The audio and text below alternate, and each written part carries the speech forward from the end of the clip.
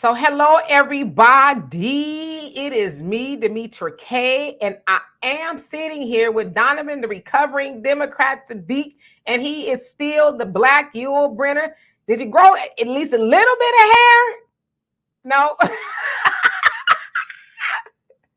Still look like a cue ball, but Wait it's a all minute. good. I'm gonna have to change that real quick. I am now known as the Black Dr. Loomis. I was watching on YouTube. They have fan favorite Halloween movies on there. Some of them are pretty good, but some of them are kind of out there. But still, yeah. So a couple more days, I'll be known as the Black Dr. Loomis. I love the fan favorites. It is so cool. It's like, man, they really need to go ahead and put that on the big screen. But anyway, I just so happen to have on my Michael Myers t-shirt. I guess for whatever reason is meshing with my green screen, but whatever.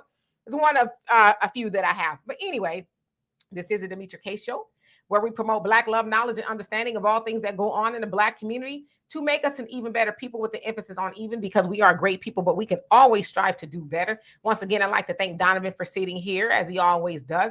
I'd like to say thank you to YouTube, Facebook, and Twitter. Okay, Twitter came up today. All right, so it wasn't on my end, it was on their end. Twitter. And anybody who has shared this, we love and appreciate you. For those of you guys who are watching, you are not just viewers, you are participants, because we do share the link so that you can come up and voice your opinion. All I ask is that before I bring you up to the big screen, please show me your face. And if you don't want to blank your face out, you can do that. But I just kind of got to make sure that is no shenanigans, because of course there's been some when I mistakenly not done my due diligence. So that's all I ask of that. So today we are going to be talking about a list of places women refuse to go on a date. This particular list has gone viral. Of course, I'm going to show y'all the link, and we're going to have the list rather. We're going to have a discussion about that. Is it realistic? And if you guys haven't seen the list, you guys probably have an idea, but I'm going to show y'all the list. Y'all can take a look at it. It's like 28 things on a list or something like that. Places rather of, I guess a survey was taken by somebody, and that was the top 28 places, which is a lot of places if you ask me, that they will not go. So who's on here? Black America, what's going on with you? Michael, how you doing? Miss Tiffany, how are you today? And Trina, what's going on?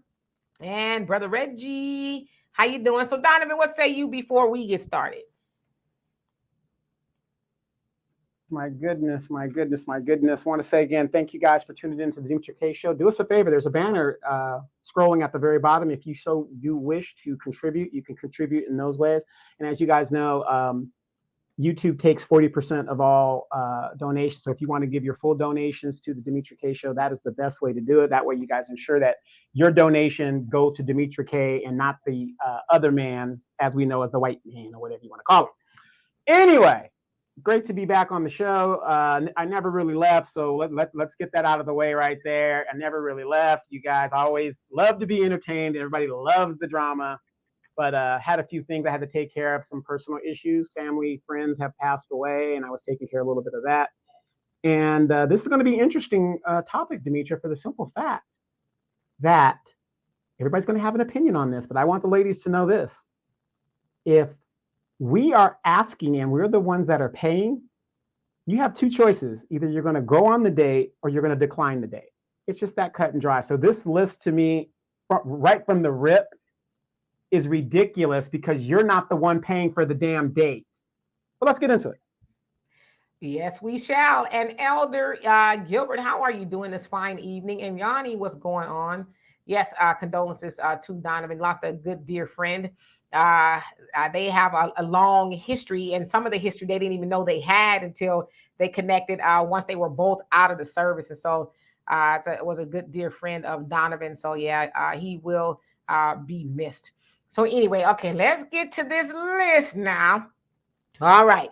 So I'm going to put it up because it's not a video or anything. It's just a list. Actually, let me remove this so you guys can see the whole list. Okay.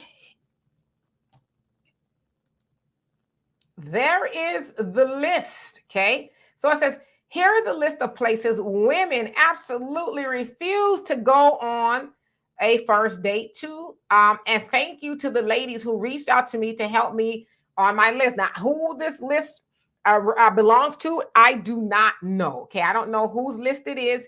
It just was kind of circulating around the internet.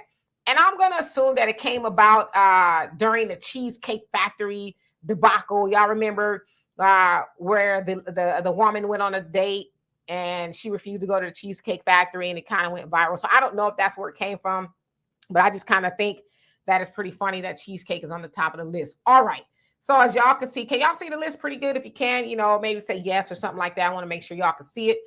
So in case, of course, the Cheesecake Factory is on there, Applebee's, Chili's, Chipotle, Olive Garden, as you guys can see, and I'll just go through it for the sake of time. The movies, Your House.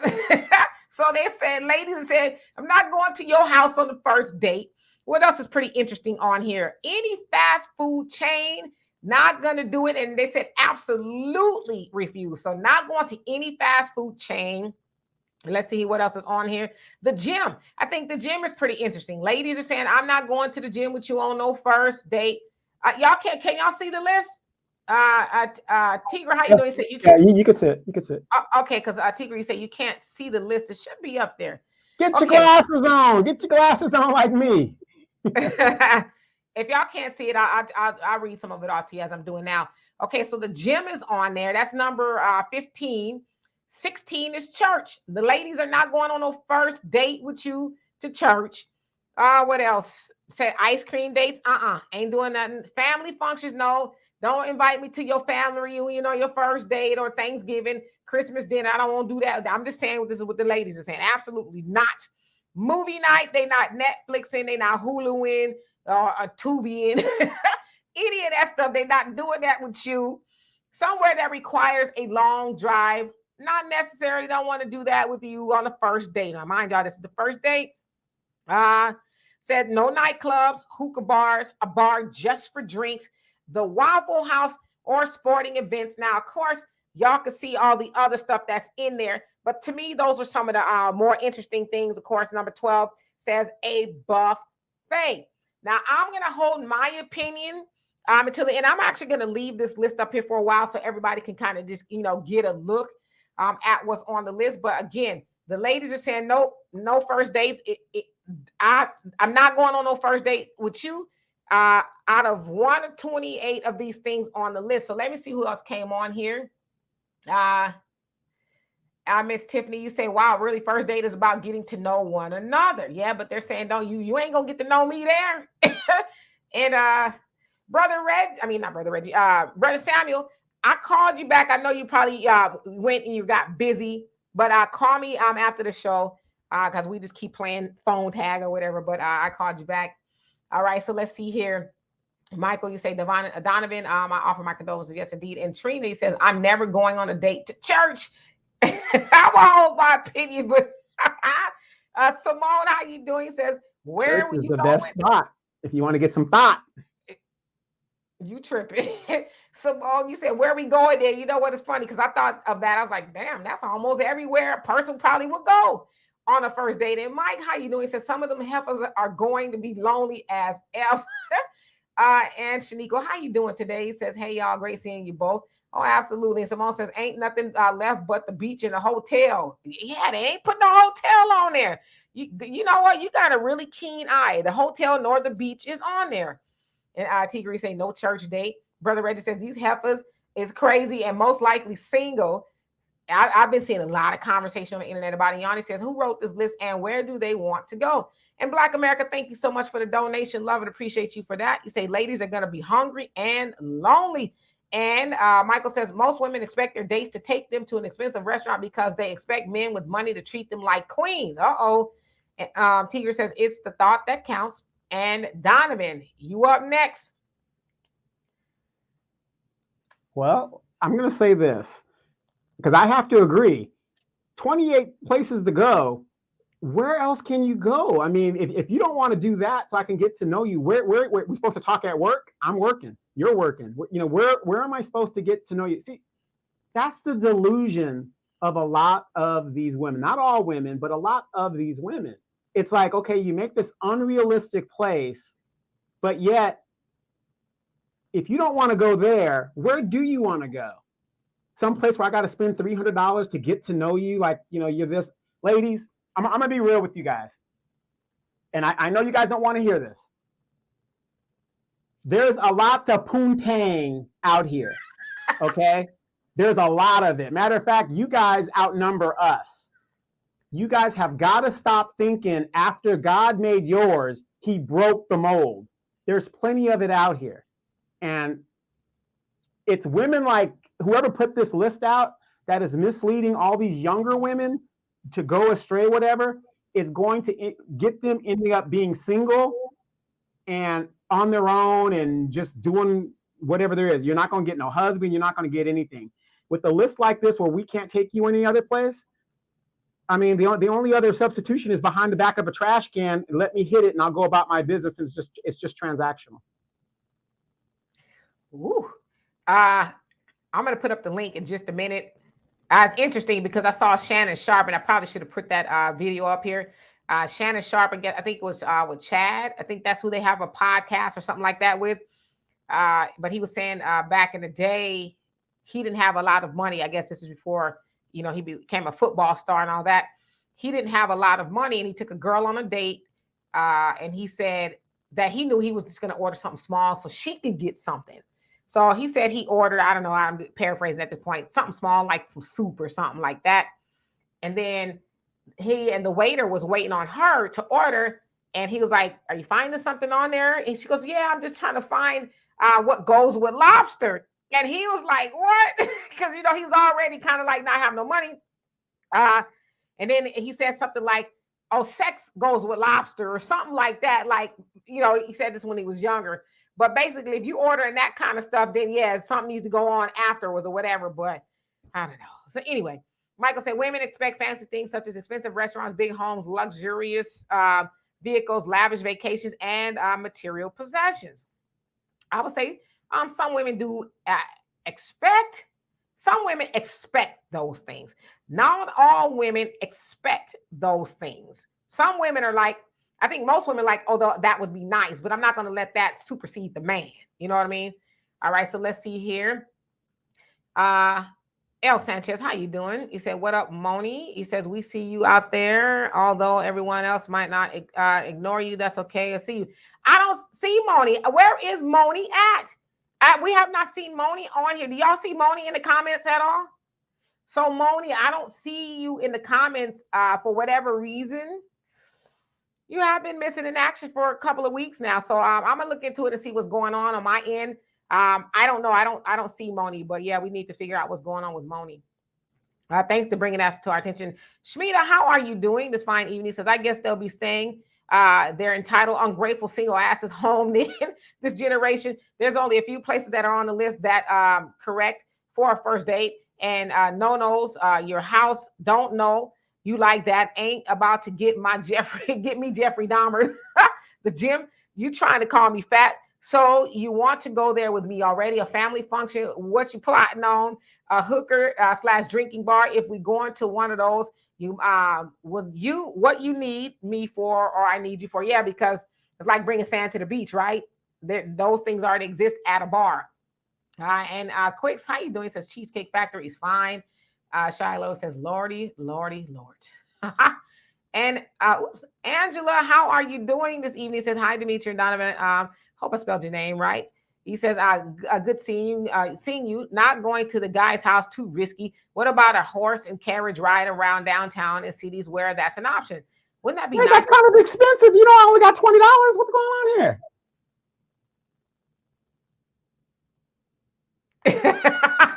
I mean, come on. I mean, we're from the neighborhood and stuff.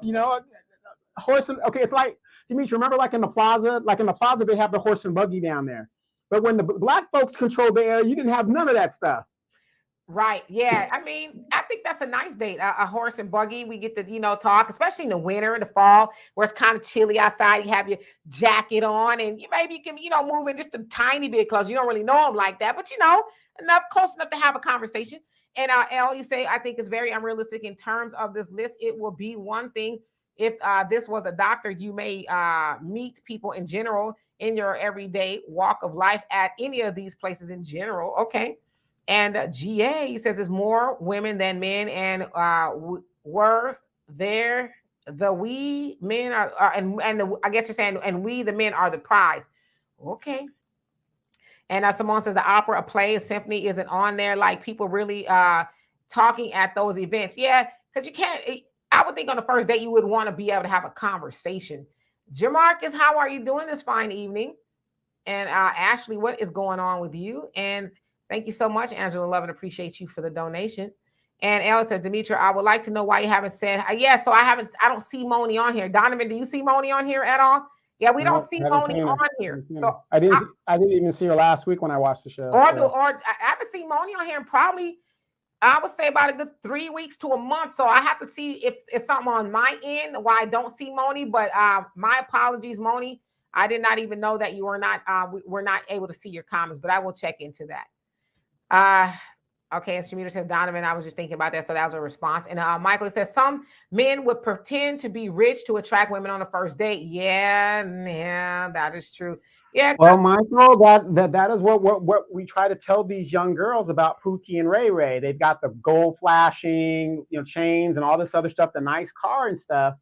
And it's flash. It's not real substance. How could you be 19 and have all this stuff other than being the fact that in a lot of cases, not all cases, you're a dope boy. And these girls know when you're dealing with dope boys, there's going to be problems that come along with that. I'm not saying don't have any fun. I try to tell the young girls, make sure you protect yourself. You don't have no babies with these young men like that, because 9 times out of 10, eventually, just like these PPP loans, for all of y'all that think y'all going to get away with stuff, Biden just extended the apprehension thing for 10 years. They're going to go after you guys for 10 years minimum. So you think you got away with it. Eventually it's going to catch up to you. So and they're going after people 10 years for what? The PPP loans. Biden put a 10-year moratorium on it that the federal government's going to go after them so far. They could extend that in the next administration, because Biden said he wants all the money.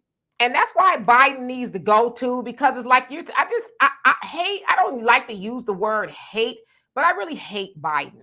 I hate Biden just for who he is and who he was and who he is who we've always said he's going to be, and he's supposed to be a Democrat, right? The party of the people. I'm helping the people, but he going after the people. So how do you go after the American people for it? It wasn't trillions of dollars. It was billions of dollars that was given out and taken through this PPP loan program. You're going after the American people, but your earth is giving all this money away overseas to here to there. You're helping fund ethnic cleansing and genocide, but yet you're going after the American people. His ass needs to go today and take that raggedy helper Kamala with you, like for real. You know what I'm saying? Like, I'm not saying people shouldn't pay for stealing a little money, but fool, you giving this money out to every which way but loose, but you're coming after and it's taxpayers' money,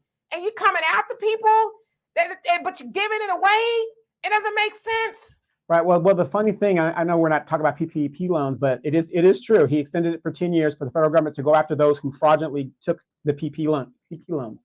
But the sad thing about it is there was no oversight when he threw it out. So it was like, hey, no questions asked, just get it. And I'm not making excuses, but if you're going to throw money out there like that, what do you expect people who are at the bottom of the totem pole or in desperate situations, what do you think they're going to do? They're going to take advantage of money that is out there. And now the very people who took advantage of the situation or whatever are now going to get felonies and all this other stuff and incarceration and all kinds of situations to mess up their lives even more.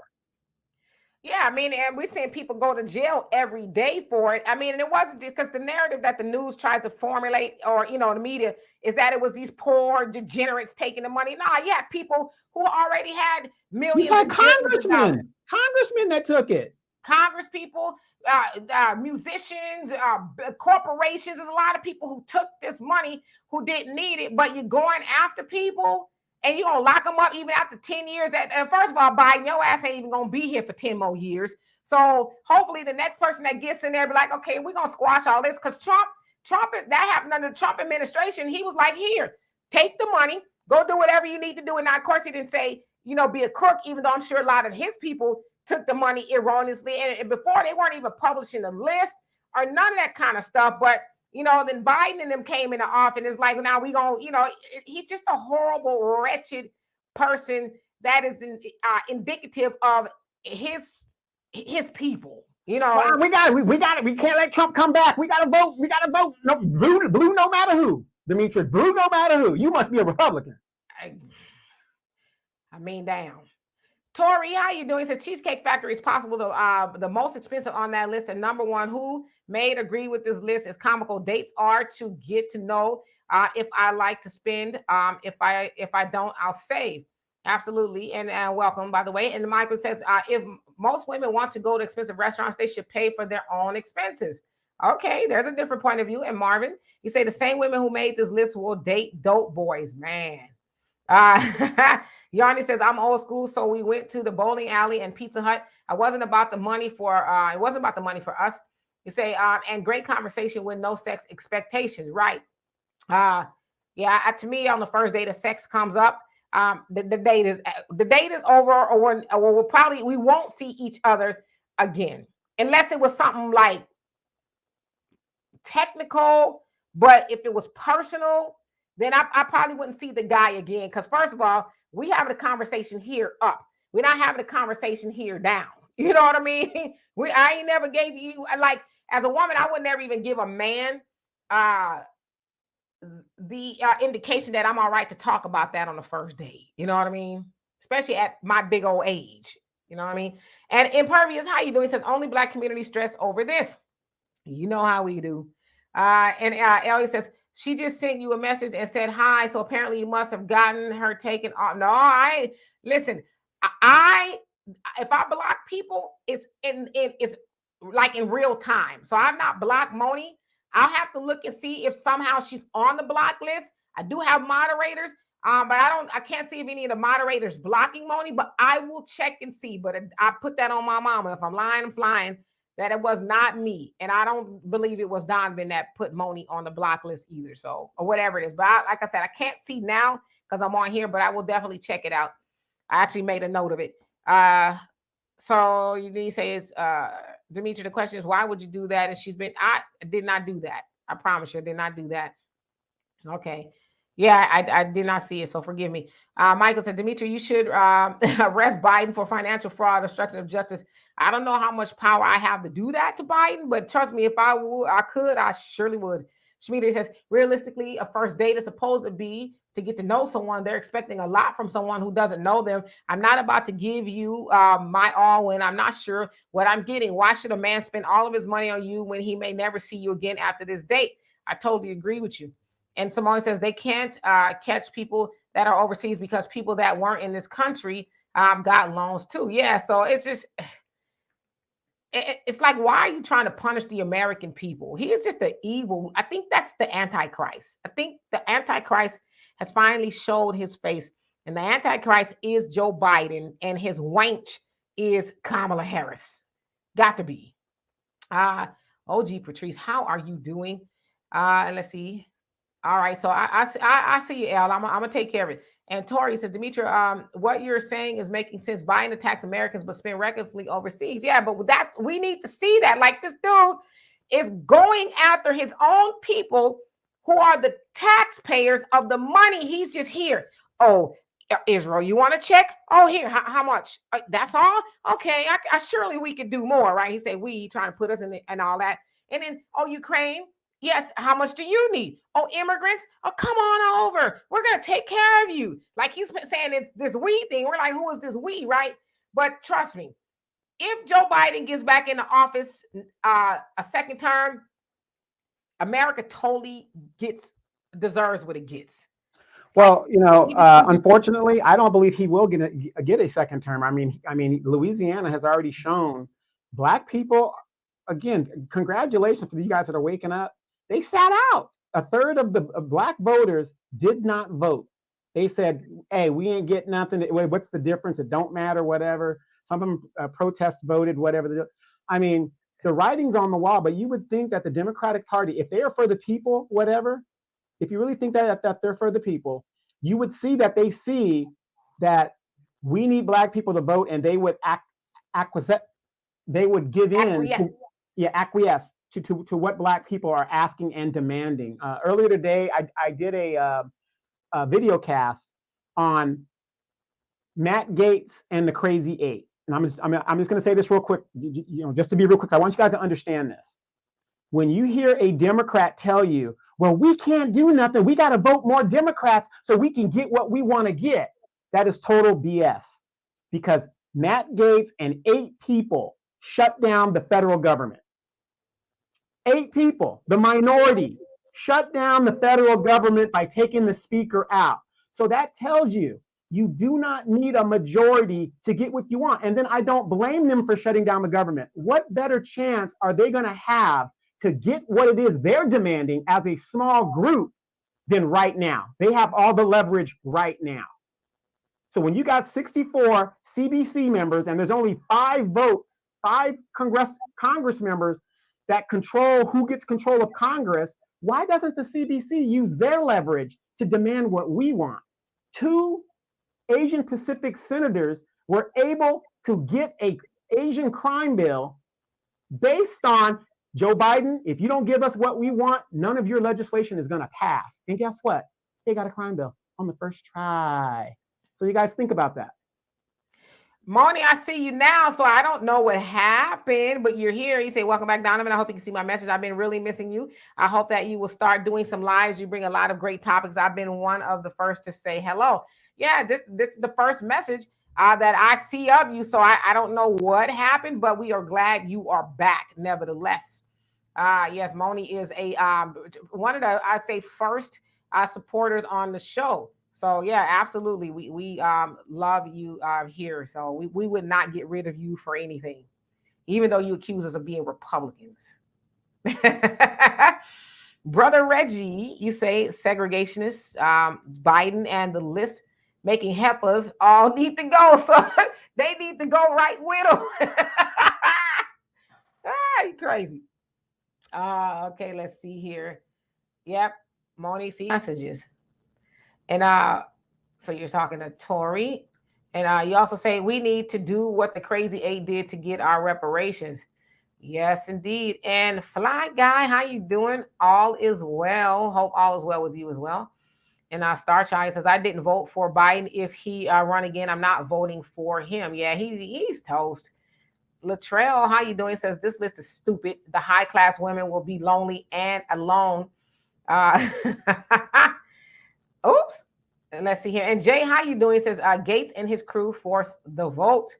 Yeah, wasn't he supposed to be up out of there too? Because he, got some issues. But y'all see how they, just turned a blind eye to the things that they're doing. I mean, he's literally like the white R. Kelly up in there. You know right. what I mean? The funny thing is Mike McCarthy, who protected him from California, didn't want to pursue ethical charges or whatever the deal is. And Matt Gaetz got him out of there. Ain't that something? Yeah, thanks for helping me out. But, for you, I'm going to stick it to you. Yep. Hello, Stacy. How you doing? Says, so you're speaking to Mike. Yeah, I saw that. Mike said he cooked some oxtails and stuff, and I took it to his date to the park. That's what I'm talking about. You're like, and you cooked? Okay. But yeah, that is very sweet. Now I want to go back to this comment too. Let me see if I can find it. Which I thought was very interesting. Let's see, where did it go? But I saw someone, I'm trying to find it. Somebody said their friend didn't, she was about to pass up a coffee date. And you talked her into OG. I talked her into going. And then it turns out they've been married, I think he said 25 years. It turns out that he's wealthy and he was wealthy then. So it was potentially gonna pass up on a really good guy over a coffee date. So I'm glad that you talked her into it, like, hey, coffee date. I spent $25 on my eyelashes. I spent $80 on my facial makeup. I did $120 on my nails. And you expect me to go to a coffee date? No. Brina, how you doing, by the way? He says, who wrote this list and tried to speak for all women? We know the Cheesecake Factory is a skit. Yeah, well, people are saying it's a skit. Some people saying it's not. It's hard to tell nowadays. Well, not really. Well, here's the thing, though. Here's the thing. I'm going to cut you off. Here's the thing about if it's a skit or not. The question is, skit or not, is there some truth in what they're trying to portray? If it's a skit, they're trying to put out a certain type of message, and it's got a certain reaction. So that's what you got to kind of look at. If you think it's a skit or not, whatever. Are there some women out there, and it might be a small few, that thought the way this young lady thought? Maybe. But then look at the man side of it as well. You know, if you were treated that way and you took a lady that acted that way, fellas, how would you react? Yeah, Moni, I promise you, there's nothing. I'm not doing anything. I'm trying to put the link up. So you Yeah, guys want to? yeah, it's kind of, you know, I see her in the overall YouTube chat line, but I don't see her on YouTube specifically. That's kind of weird. But you can see her on here though, right? Right, on the main page, but I can't see her on YouTube by itself. Yeah, because I'm not on this end. I'm not logged on the YouTube, Facebook, or Twitter. The StreamYard shows me all the comments. Twitter is not able to comment for whatever reason. They have to come on one of the platforms, but yeah, I don't. So I'm not on YouTube. If that makes any sense? Okay, so I'm gonna put the link in here if you guys want to come up and have a conversation about the list. Would you not? Your opinion on it. Again, if I have not seen you up here before, please just show me your face before I bring you up to the big screen. I'll try to keep your comments short so that everybody else can have an opportunity to speak. And if you've been up here kind of on a regular basis, let's see if some new people will come up. But I guess basically everybody is welcome. I guess that's what I'm trying to say, I think. All right, so let's see here. And Moni, you say, I'm not voting for none of these people. They all are liars and crooks until you vote for reparations. I will not be supporting them ever again. I'm tired of Tabitha saying go blue. Now, who's Tabitha? Who is that? Bring you up here. And I'm going to move this list, you guys. So by now, you guys have kind of seen the list so that I can see everybody come up here. And how you doing, OG? Give me 1 second. In that Tigger, you say it's about the vibe on a date, not the food. It's the vibe, how you vibe with a man. And Simone says some women are ungrateful. Yes, indeed. And Michael says bold Republicans can teach Democrats to fight hard and not settle for less. Republicans are about going bold and negotiating second. I totally agree with you on that. Tori says, Donovan, right, just because it's a skit or not, if you look at the comments, a lot of women agree, shaking my head. Yep. Apollo, how you doing? Says, interesting. Christian women don't want to go to church on the first date. Lady, how you doing? Says, never telegraph your dating requirements. Says, like this, people will use them to get to you. Let him tell you how he normally treats a woman. I think that's an excellent point as well. Rita says, it's definitely a skit. I saw additional takes of the skit and comments made by actresses. Oh, Lord. So it's like nowadays you can't even hardly tell who's telling the truth. And Mike says, and for the guys who only got $20 on hand, ain't nothing wrong with a pork chop sandwich with a cup of crushed ice and Kool-Aid. She don't eat pork, then fried chicken sandwich. Where there's a will, there's a way, right? Jay, how you doing? Says, if we dressed up, I would not go to any of these places. Honestly, okay. And Uno number one, how you doing? Says, y'all need to stop talking about oxtails up in here. I don't think I've ever had oxtails before, to be honest with you. And Star Child says, my son is a great guy, not a Pookie or Ray Ray. He has went on so many dates with chicks, just wanted a meal. These women are out of control. And that is very sad. I mean, it really is. So anyway, OG, how are you doing this fine evening? Let me remove this list. I'll put it back up if somebody's like, what are we talking about? You there? The OG.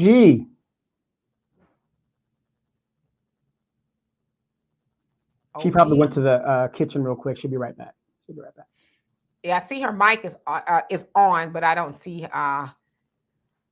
her. Can you hear me? Yes, we hear you now. Okay, how y'all doing this evening, Demetria and Donovan? We're doing well. How about yourself? I'm good. I guess you can call me old school, because these new modern women now with these attitudes about not wanting to meet a guy, for the first time, and I normally say, like, I don't really call like the first time necessarily a first date. I kind of call it a meet and greet, really, because you really don't know if you're going to gel with that person. And I think it's no harm, no foul if, because you pretty much know right away, you know what I mean? If you are attracted to that person and then you sit down from and go from there and have a conversation, and you find out if you have common interests and chemistry. And then if that's good, then automatically it leads to a second date. Now, maybe the second date, now we can do a dinner. But then if I meet you at a coffee shop or Panera Bread or something like that, and it's no chemistry, no attraction, no harm, no foul. Like, you know what I mean? So I don't understand the mindset of some women now. You know, like I put in the chat earlier, 25 years ago, my girlfriend met her husband. And she almost didn't go either. To my girl, he invite me out to the coffee shop. Girl, go. Like what?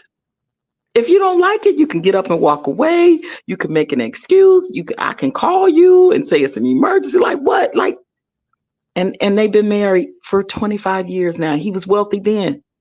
Like, what you doing? You could miss out on your man. And I think the former NFL player, Ocho Cinco, he took his now wife out on a first date. Y'all ain't gonna believe this, to McDonald's. I saw that. McDonald's, and she ordered a salad because that was the only thing on the menu that, you know, was suffice to her, right?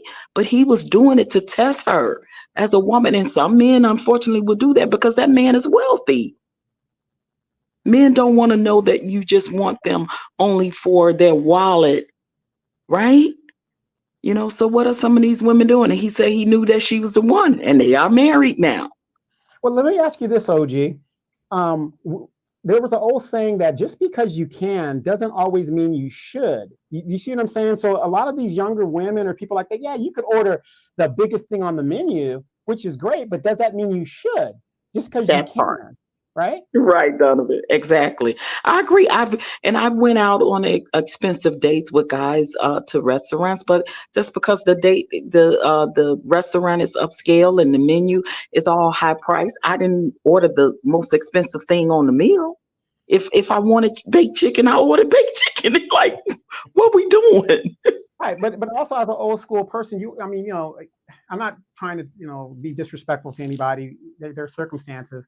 But if you're taught, especially as young ladies, come on, if you're going to order the most expensive thing on the menu, everything has a price, if you know what I mean. You know what I mean? Yeah, exactly. So to go in there and think, I'm going to go ahead and buy this $125 steak, $25 Coke, side order of $15 fries, and this guy is supposed to expect good night, have a nice night. You got to be out of your mind. Right.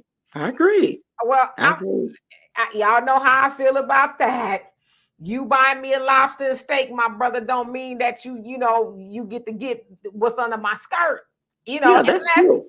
Unless you've made that clear. Hey, listen, when I take you out for steak and lobster, I'm going to be wanting to go back to your place afterwards. You're going to go back to mine. That way I say, okay, let me see what the bologna sandwich is like on the menu. And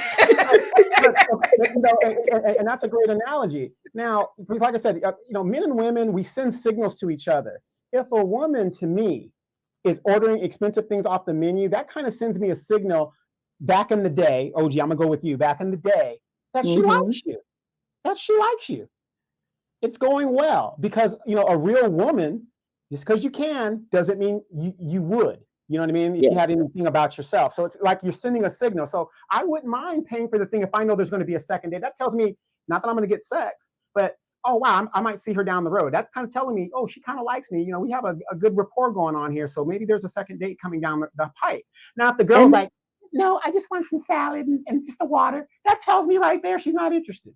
Exactly. And that's the idea, is that if you have attraction and chemistry, is to get to the second date and then the third date.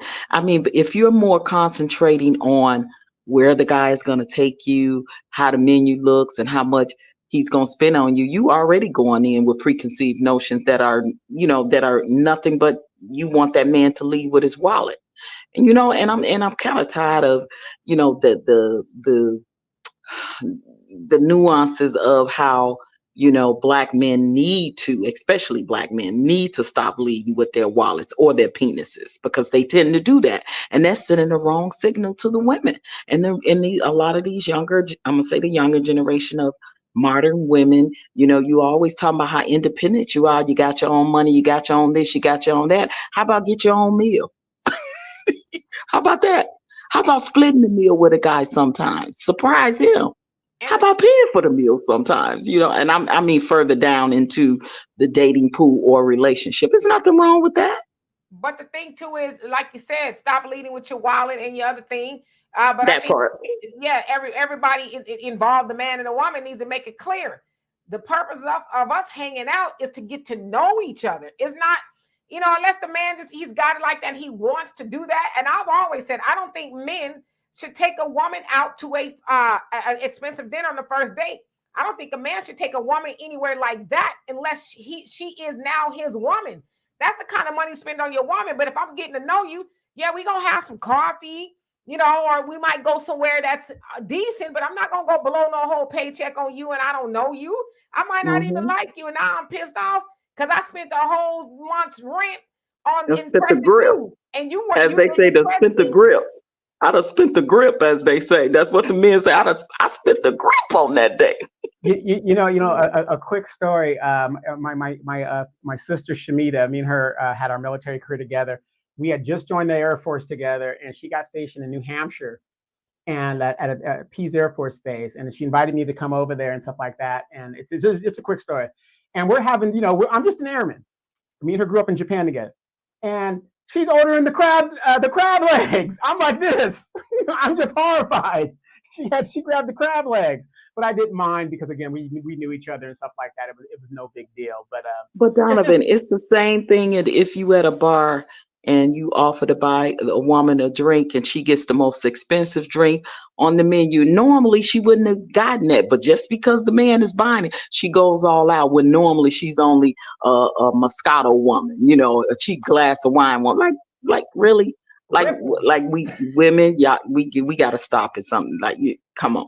If you're ordering a Moscato when you get to the bar, order another Moscato. Don't say, "Oh, give me the Don Perignon," whatever. Like, what we doing? yeah, But that's but what women tend to do. yeah, absolutely. But like I said, me and her knew each other for a long time, and every time we get together, she's never she's consistent. So I would say, so when I go out with her, I know not that she's high maintenance. She's not. That's just things that we like to do. Just one of those things. Kind of like Demetra. When we go out with Demetra, Demetra knows Olive Garden all the way. Ain't nothing wrong with it. Yeah, and like when we're in Japan, Donovan, we go out to eat. He likes to pay our offer, but this time I was like, I am paying for dinner. But so I said, what do you want? Because we was like in like a food court thing, and he looks around and he says, well, that looks good, but that's kind of expensive. I said, Negro, did I ask you about the price? I said, get what you want. That part. And honestly, women need to realize that, especially if they're dating or this they man or their husband, men think that is very sexy when a woman does that, when she picks up the bill, when she offers and insists on paying, even if she say, "Okay, you got the dinner, let me tip." Like I did that a lot with my husband. When I was married, it's like you get the dinner, babe, this time, and I tip, or vice versa. Oh yeah, no, it's very. I would say I wouldn't necessarily say it's sexy, but it goes to show you have one that's going to run with you. That's going to That run with part, you. absolutely. And not like she's just going to spend your money. It's like she's down. She's down with you. Like, hey, this is good with me. Men love that kind of stuff. That this is a winner here. That this one Yep. doesn't mind getting a little, putting her tennis shoes on and doing a little walking if you have to walk. Right. It speaks volumes. Absolutely. I agree. And Mike, I'm gonna get to you just a second. Miss Price just saying, "How you doing?" By the way, I showed this to my husband. He's taking me to IHOP tonight. I know that's right. Eunice, how you doing today? All is well. And yeah, I hope I said that right. How are you doing? He says, how about cooking? Yeah, I mean, some people, if they want to do that, but some people might have an issue with cooking for somebody they don't know if they want to cook with again.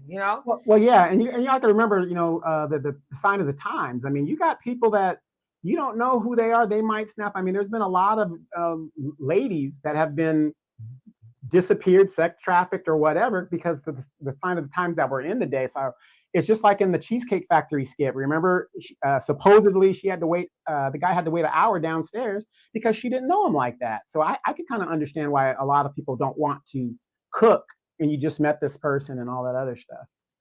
Yeah, I mean, having somebody come back to your house and go back to somebody's house you don't know, that's kind of iffy. So, Michael, what's on your mind today? Oh man. Sorry, excuse me. Sorry to lie. You guys make me laugh today about this Cheesecake Factory dating the list of 28 restaurants that women don't want to. That's the list. Excuse me. That is the list. Excuse me. Sorry. It sounds funny and ridiculous that most women have this expectations about where not to go on the first date. They want to go to like a very nice restaurants, upscale, up class, and what they don't realize that when you go to these upscale restaurants, especially on the first date, there's actually a very strict dress code, especially for women. I know like some women want to reveal something, appealing. Let me put it this way, right? But they don't realize that when you go to these upscale restaurants, you're gonna have to address accordingly. And so men know this, very well because they vet the restaurants, they observe what people wear, and so they have this expectation that women should dress um, accordingly. But anyways, what you guys are saying kind of remind the movie Down to Earth. I'm sure you remember Chris Tucker, Regina King, when Chris Tucker was dressed as Mr. Wellington, the wealthiest white man, and he had a crush on Asante. And instead of taking her to like a very expensive restaurant, they went to a restaurant in the streets. And she was really surprised that how could Mr. Wellington, so wealthy, take me to something that's not upscale. And then Chris Rock or Mr. Wellington saying Rough Riders Row, DMX. That made me laugh. So, Michael, on your ideal date, where would you take a woman? Me personally, Mm-hmm. that's a great question. If I don't know a woman to on a first date, I would take her to something decent but not expensive. Maybe to like a mom and pop restaurant per se. Definitely like I said, definitely not fast food, definitely not. Because fast food is like how you gonna have time to converse when you focus on eating the hamburger, drinking soda, eating French fries. So definitely decent. If the first date goes very, very well, and then she says yes to a second date, then maybe take her to like an upscale restaurant, or I'll just cook for her on a second date. Okay. So I'm gonna put this link up if anybody else wants to come on. Yeah, well, let me cut you off real quick. Sure, The no, go funny ahead. thing about Demetria is like, her being a vegan, it is so difficult to find something for this woman to eat. Even we're in Japan, you're in a land that eats mostly fish and vegetables. And we were just, it was terrible. But the good thing about dating a vegan, because there's not a lot of places for vegans to eat, you really go really cheap. So if we really are hungry, we have to eat. Hey, Demetria, get you a salad and call it a day. I mean, and some bread. That's all you can do. And because I am, and I'm mostly plant based, but so even when I go out to eat, I try to find stuff that's plant based. But I'm like, well, y'all go find what you want, and I'll find something that I can eat on the menu, right? I'm one of those people. I don't like to make a big fuss over me because I know that my diet is a little bit differently from everybody else. So I never, ever want anybody to make a big fuss over me. Go get what you want. And if there's something on the menu I can have, whether it's a side salad or something like that, then I'll do that. But yeah, I don't know. I just don't like to be difficult, if that makes any sense. Yeah, and it also is fine if a man asks a woman, prior to what's her favorite dish, what's her favorite, style of food that she likes. If she's allergic to anything, it's just kind of always good to know those things because you never know. You could take her to a restaurant and they may cook all of their stuff in a certain oil or with certain seasonings. So that's become very popular too because people have food allergies. So and there's nothing wrong with asking her what's her favorite meal. Do you like Italian? Do you like Mexican? Or whatever, and then kind of go from there as well. Yep. And I want to answer this. And Uno, number one, he says, did anyone hear about the woman who recently went viral for ordering 48 crab legs on a date? And the date excused himself to go to the bathroom and never came back. I did hear about that. I think ordering, I'm not a crab leg person, so I don't even know how that you order that or anything like that. But it sounds excessive. It sounds like she ordered some other stuff as well. So it's like you go on a date, and it sounds like maybe it was a first date. You go on a date and do that. That is giving a girl's got to eat, right? No matter what, if I'm vibing with him or not, I'm gonna do the most. And it's like, regardless of how much money he may or may not have, it's very inconsiderate for you to sit up. And it's not back in the day, like on this movie, Gone with the Wind. You guys have seen that. Of course, they took it down after what happened with George Floyd, because it's kind of a racist movie. But anyway, as Scarlett O'Hara was getting ready for a date, they were lacing her up and everything, and they were like, "Did you eat?" And she says, "No, I'm gonna, go eat on the date." And there's like, "No, you eat here, because on this date, or whatever they called it back then, you want to eat like a bird. Basically, no man wants to sit across the table from you and you." Chowing down. That's like that's like going to a buffet, all you can eat. Yeah. So, but whatever happened to that? I would feel weird sitting up there cracking open 48 crab legs. So you do, huh? Yeah, I didn't hear this story. I heard the one about the skit with the lady with the Cheesecake Factory thing that went viral, but I didn't hear about the crab leg one. But listen, I have known females to take doggy bags home, get after they go on a date with a guy, and get meals for their kids to take home. Like they take them home. A skit of a woman that was trying to make the guy buy a steak or whatever for her kid. The guy was like, "How old's your son?" "Oh, he's 8 years old, and he's eating steak." Yeah, the guy was like, "No, I'm not paying. So yeah. Right. So now I gotta date you and your kid on the first go round, or it's crazy. Yeah. So I mean, I just think, as a lady, if you're going out on a first date with somebody else, I don't know.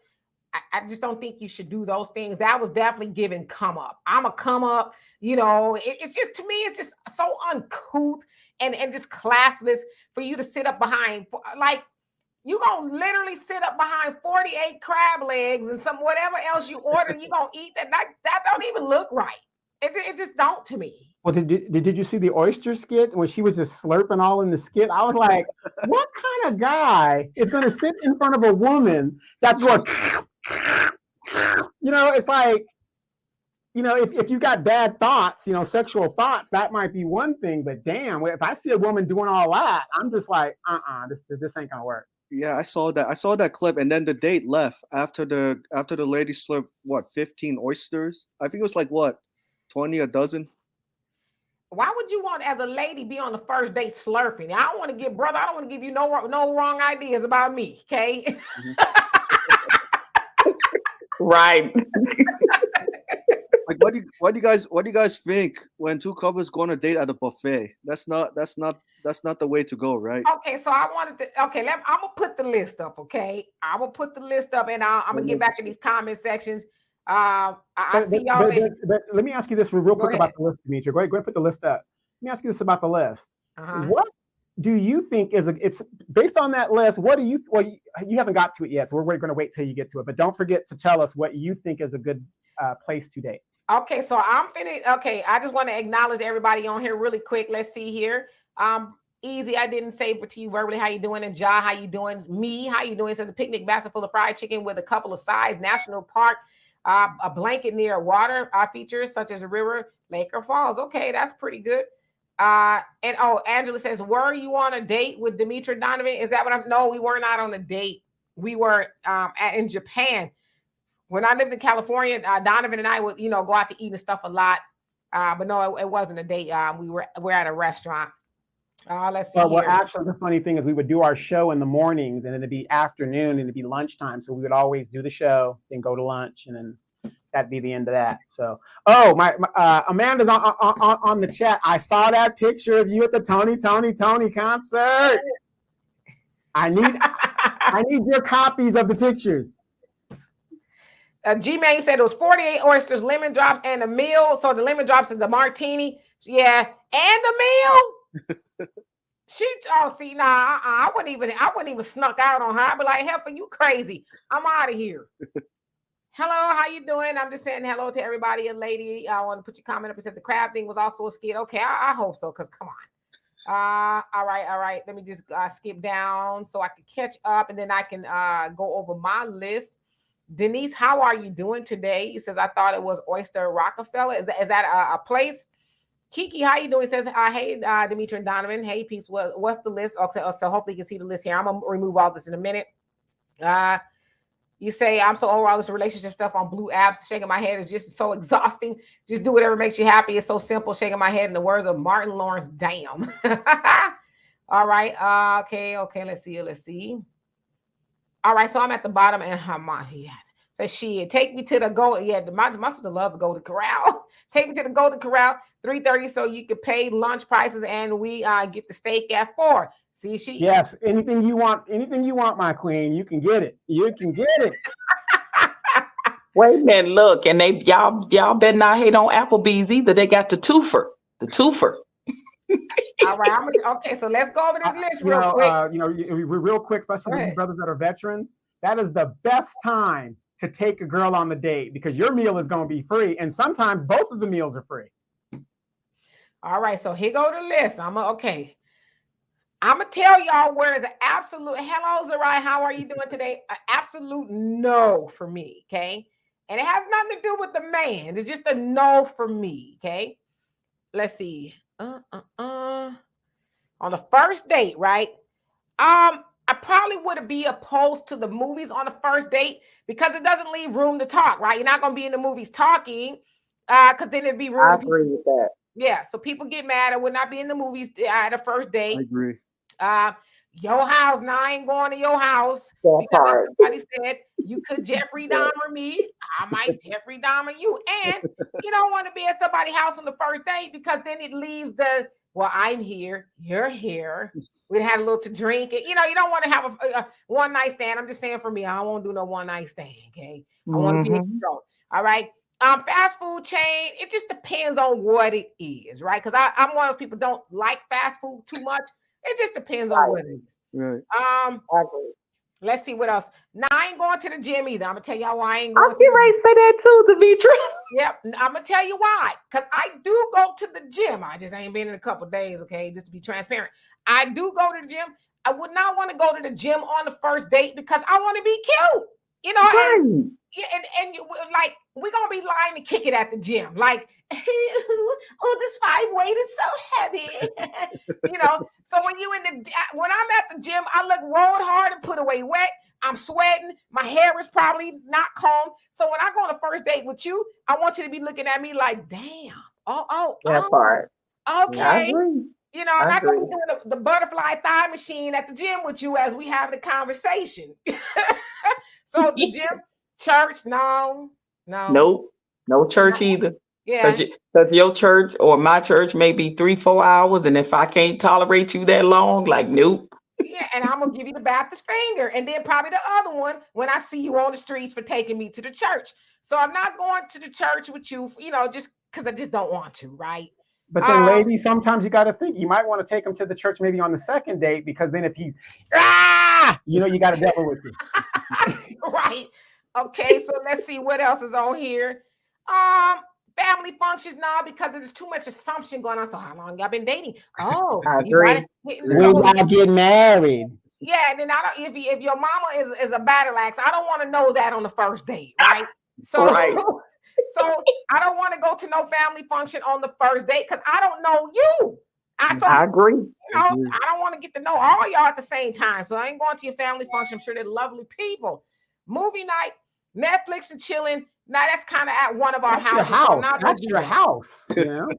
That's a house date. Somewhere that requires a long drive. I agree with that as well. Because it's like, let's do something more locally because then I might have to drive. Or, we're going to obviously take separate cars and I'm not going on a long drive with you because going on a long drive on a date sounds like I'm probably going to drive you off into the woods some damn where and ain't nobody going to see you again. So, and then it's not that. I've seen situations where people went on long drives and one got a DUI and messed up their whole life. You know what I mean? Just going on a simple date, they had too much to drink and incident happened. And let's see. I could do bowling. I like the bowl. I could do bowling, but nightclubs, no, because it's like what? But bowling is, but the bowling is kind of like the movies. It's loud, a lot of people there. You can't really, the first date you should be able to concentrate on each other and have a conversation and hear yourselves talk, and not all that loud activity. And I'm the same way with the nightclub scene too. I ain't gonna do no nightclub on my first date either. Yeah, so I say I'm all right with bowling because it kind of gives us an opportunity to be interactive, opposed to just sitting there like, so really? So what are you Right. thinking about? Oh, I don't know. So it kind of gives us something to do, but we can still have a conversation, have some friendly banter or that. So I'm not opposed to bowling. Nightclub, no, as I said, I'm not going to no nightclub with you because it's like taking sand to the beach and we hollering over the DJ and all that other Well, yeah, stuff. and then you have That's the competition thing with all the in there. You remember boxing. those all-nighters, Demetra, where the girls are in there, that the same faces, and like you might be with the dude, and then you got the girl mean mugging you and all this other stuff. It's like, no, you don't take them over that. Right. Yeah. And then the hookah bar, no, we Nope. not listen. Just me personally, no shade to anybody do hookah. Well, we're not doing hookah. We're not doing weed. Yeah, me either. We're not because I just don't want to be in those environments or whatever because I don't do those things. So I probably wouldn't be the girl for you if you want to do some drugs and smoke. I know hookah's not drugs, but you want to do those things. We just not gonna be a match. A bar just for drinks. No, because then we ain't eating nothing, and then we're gonna be inebriated, and then our judgment is gonna be off. So And now, the bar could be loud too. Now, if it's something of a more intimate setting where you can be off and away from the crowd, like I said, I want to have a conversation. I got questions. You know what I mean? Like I want you to ask me questions. I got questions, and I want to be able to hear you and not have to holler over music or loud people talking in the bar. So. and I'm one of those people. I would be against going for drinks on the first, even second or third date because we don't need to have our judgment clouded by drinking, right? Let's be in our full mind, our full capacity, so we can see if we really like each other. I know sometimes people like to, and I don't really drink, so that's probably why I'm saying it. But I know a lot of times people like to drink to kind of feel loose and everything like that. But no, I want you to feel comfortable with me naturally and me comfortably with you naturally without us having to drink, to loosen up. So I think we should all kind of be in our right mind, if that's even possible nowadays. And it's also dangerous too, especially as a woman. Don't get up and go to the bathroom and leave your drink with that man, there as well too, because you never know. They could put something in your drink. So I'm leery on the whole drinking scenario. Don't and fellas, be careful. Y'all see, I got a little microphone. Be careful of leaving your drink around some of these women too, because they got ulterior motives to dig up in your pocket. Well, Cardi B said it. She used to drug and allegedly drug and rob men. So yeah, it goes the same way for the guys. All right, so we down to the last two. Now this is where the rubber gonna meet the road. Waffle House, hell to the no. I'm gonna tell you why. Me too. Waffle House, okay? No Waffle House. And no sporting events. It's too loud. A lot going on. Well, let's stay with the Waffle House. Waffle House. I don't like the Waffle House. The Waffle House disgusts me. It's dirty.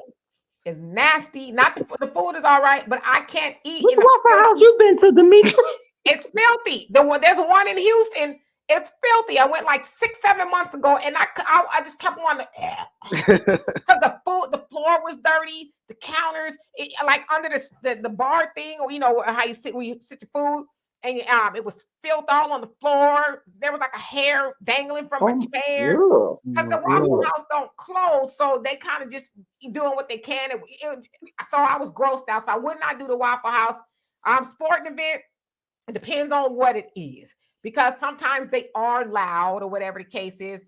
But if it was something that we could hear, I would love to do it because I like going to sporting events. So I wouldn't be opposed to that. But if it's something like I don't know, like the NASCAR, then yeah, we probably not gonna do nothing like that. So yeah, I think that's maybe a third or fourth, fifth date, maybe down the line, if we got some type of sporting event in common. Or, I would even go the extra mile and I could extend myself if it's something that he may like, or he may go if it's something I like, because I think that you can tell a person's tolerance, or if they'll be willing to go the extra mile to do something you're interested in that you may have never done, or they may have never done as well. I actually think the just doing like walking is a really good one. Like in the park, you know what I mean, where other people are around, but it's still quiet and, you know, you just walking and talking and getting to know each other. That's pretty cool too. Yeah. Yeah, I remember I used to be able to like meet a chick at the park and just, you know, you just go to 7-Eleven and get you like a Coke or whatever, and you just sit in the park on the bench and just talk about whatever, you know, comes to your mind and just get to know each other. Just a simple date like that. In my Exactly. community here, I see a lot of Hispanics. You know, they have no problem. I mean, they're dating right there in the park. Well, some of them are getting horizontal in their cars, but you know, they're right there in the park, you know, courting and walking around, and just, you know, that's a decent date, and it doesn't cost a lot of money, you know. Right. And And let me answer Trina's question. Y'all showing up as the representative on the first date? I'm going to say absolutely. Most people are, right? Now, I think once you get to a certain age, like I'm 52, I ain't got time to be lying to kick it. You know what I mean? Showing up, pretending like I'm somebody I'm not. This is who I am. You know, but yeah, of course, when you're younger, you're like, oh yes, oh no, I'm not hungry. Your stomach is doing backflips and making all kind of noise. You know. But yeah, so most people do send their representative first. But I would say if you're going out with me, just be who you are. Who you are is probably okay, unless you just crass and just a whole lot of other stuff going on. But be who you are, because the representative eventually is going to, you know, go away, and then the real you will show up.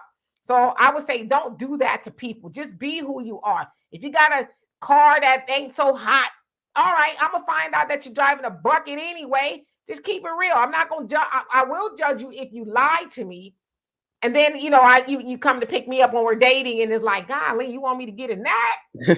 You know, but just keep it real. So yeah, yes, I would say yes.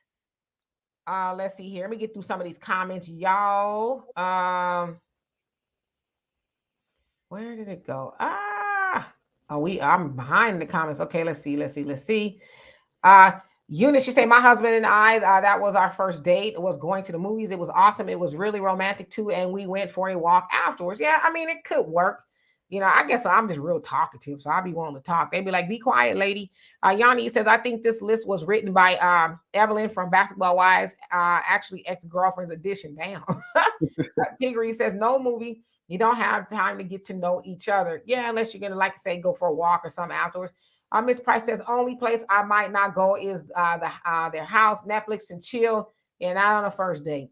The last good man in Jersey, how you doing? Says, I'm curious to know what women expect men to spend on the first date. The list seems to focus on avoiding inexpensive dates instead of looking for good dates. I totally agree with you. That's what this list looks like. But some of those places on there could be pretty pricey. Cheesecake Factory, Red Lobster. Somebody said it used to be considered, you know, a nice place to go, but I guess not anymore. I don't know.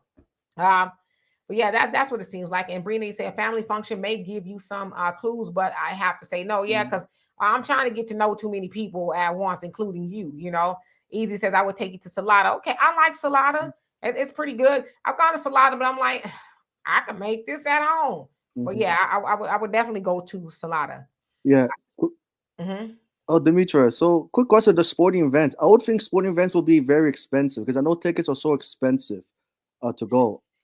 But it don't necessarily have to be a major league or NFL. It could be the local, you know, T-ball game or 66ers, you know, the semi-pro team and something like Right. that. Mm-hmm. Right. But anyways, on that, like on the sporting event on the first date. So let's say a guy says, I got tickets to a clubhouse. Would you accept the tickets to a clubhouse? It's exclusive. Like you won't hear too many noise. It's pretty much like indoors.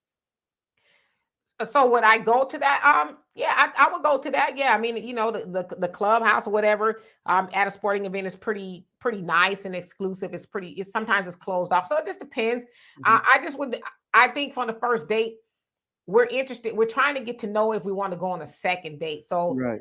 I would try to abstain from something that would take our attention off of us more than it should. I guess that's kind of what I'm saying. I'm gonna give you ladies a tip. If you want to go on a good sporting date where you can do all of those things, get to know each other, there's not a lot of loud noise, and it's kind of an upward class type of people. You're not dealing with, you know, Joe Sixpack and those guys, the blue collar guys. Go to a golfing event. PGA, yeah, a pro golfing event, because everything. I went to the FedEx Cup in Florida one year. plastic cup, no bigger than this, $8. $8. And it's so serene. You're on the greens and stuff, and you're sitting there and you're watching the players come by and come through and stuff like that. To me, that would be a nice place to go. And then when you do go to the restaurants, or if you're lucky enough to get into the clubhouse, very high efficiency type people. I mean, it's just a higher class of sporting event. Let me just say that if you've never been. Yeah, and Don, I must ask you 2 questions. Did you meet Tiger Woods at FedEx? I did. You did? I did. I took a picture with him. Actually, I did. And I was trying to give him some golf tips. Like, hey man, you need to use a 5 on, going out. So. Did you get his autograph too? No. I just got his picture. I got a picture with him. So. Right. And second question is on the date. Does your date have to be a Cowboys fan? I know it's a silly question. I'm asking. No. I don't want a woman that's suffering like that and with mental anguish, because that's what I'm going through. So no, please do not be a Cowboy fan. Even though you like the Cowboys. Yeah. Don't be a Cowboy fan. We're mentally. I'm gonna say this as a Cowboy fan, we are the worst fans in the land, because we expect our team to go to the Super Bowl every year and it doesn't happen. So we're the worst fans. And so I don't want a woman that's kind of delusional like that. Absolutely. I mean, I don't know. And Brina says, I thought the Waffle House meant any type of Waffle House. That's an actual restaurant. Yes, it's called the Waffle House, and it's open 24 hours. It never closes. It always seems to be jam-packed with the people, standing room only. And so they don't have an opportunity to really just like clean it. You know what I mean? Once somebody gets up, they wipe the table off really quick, and then you get to sit down. So I'm just one of those people. I'm also one of those people, as I don't like to go into the restrooms of the places I eat, and which I probably should if you think about it.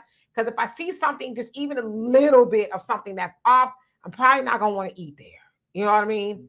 So I ate there for the first time last year, and I wasn't impressed at all. So I feel you on that.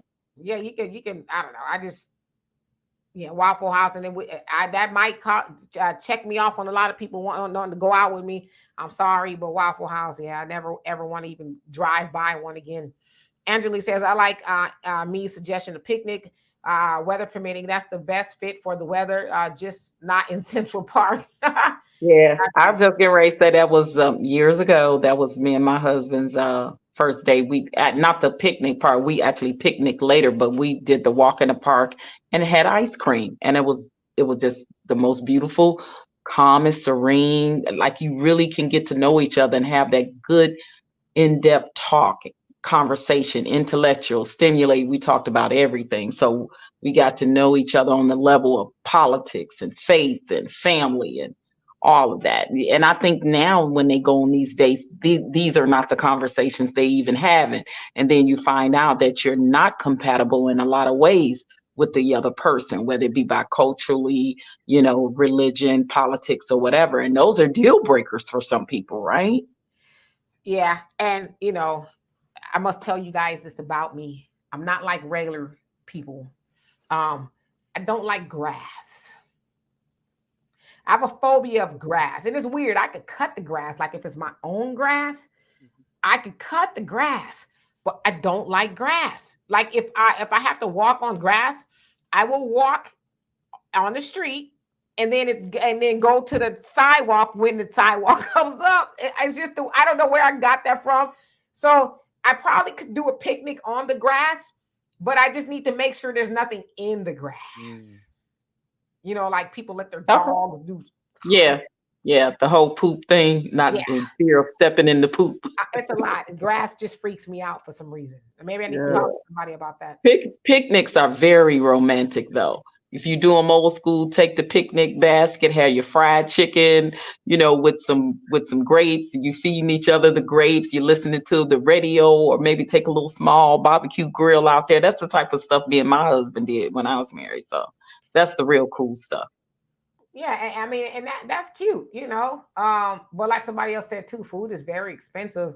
So I think and I agree. I forget who said it, but this list does seem like it's saying we don't want to eat anywhere cheap. We want to, go somewhere where you're gonna spend a little money on me, and it's like, come on now. half the time, a lot of these people going out on dates, you ain't even dressed to go nowhere that's nice anyway, you know? So you want to go these places, but you're not prepared to go to those Right. places. But I think this list really should be a good sign for a lot of men as to what's out there. I mean, a woman won't go to any of those places or all those places, I guess. Then yeah, that's not your girl. Like the stuff I said, I tried to make sense of it, not because I'm bougie. Just it needs to make sense. Yeah, and I guess because I guess the reason why the ladies create the 28 list because they want to go to exclusive restaurants where they won't be recognized by their friends, families, and others. It's like they want to, in other words, they want to date celebrities just to be famous, where celebrities will not be, will not be spotted.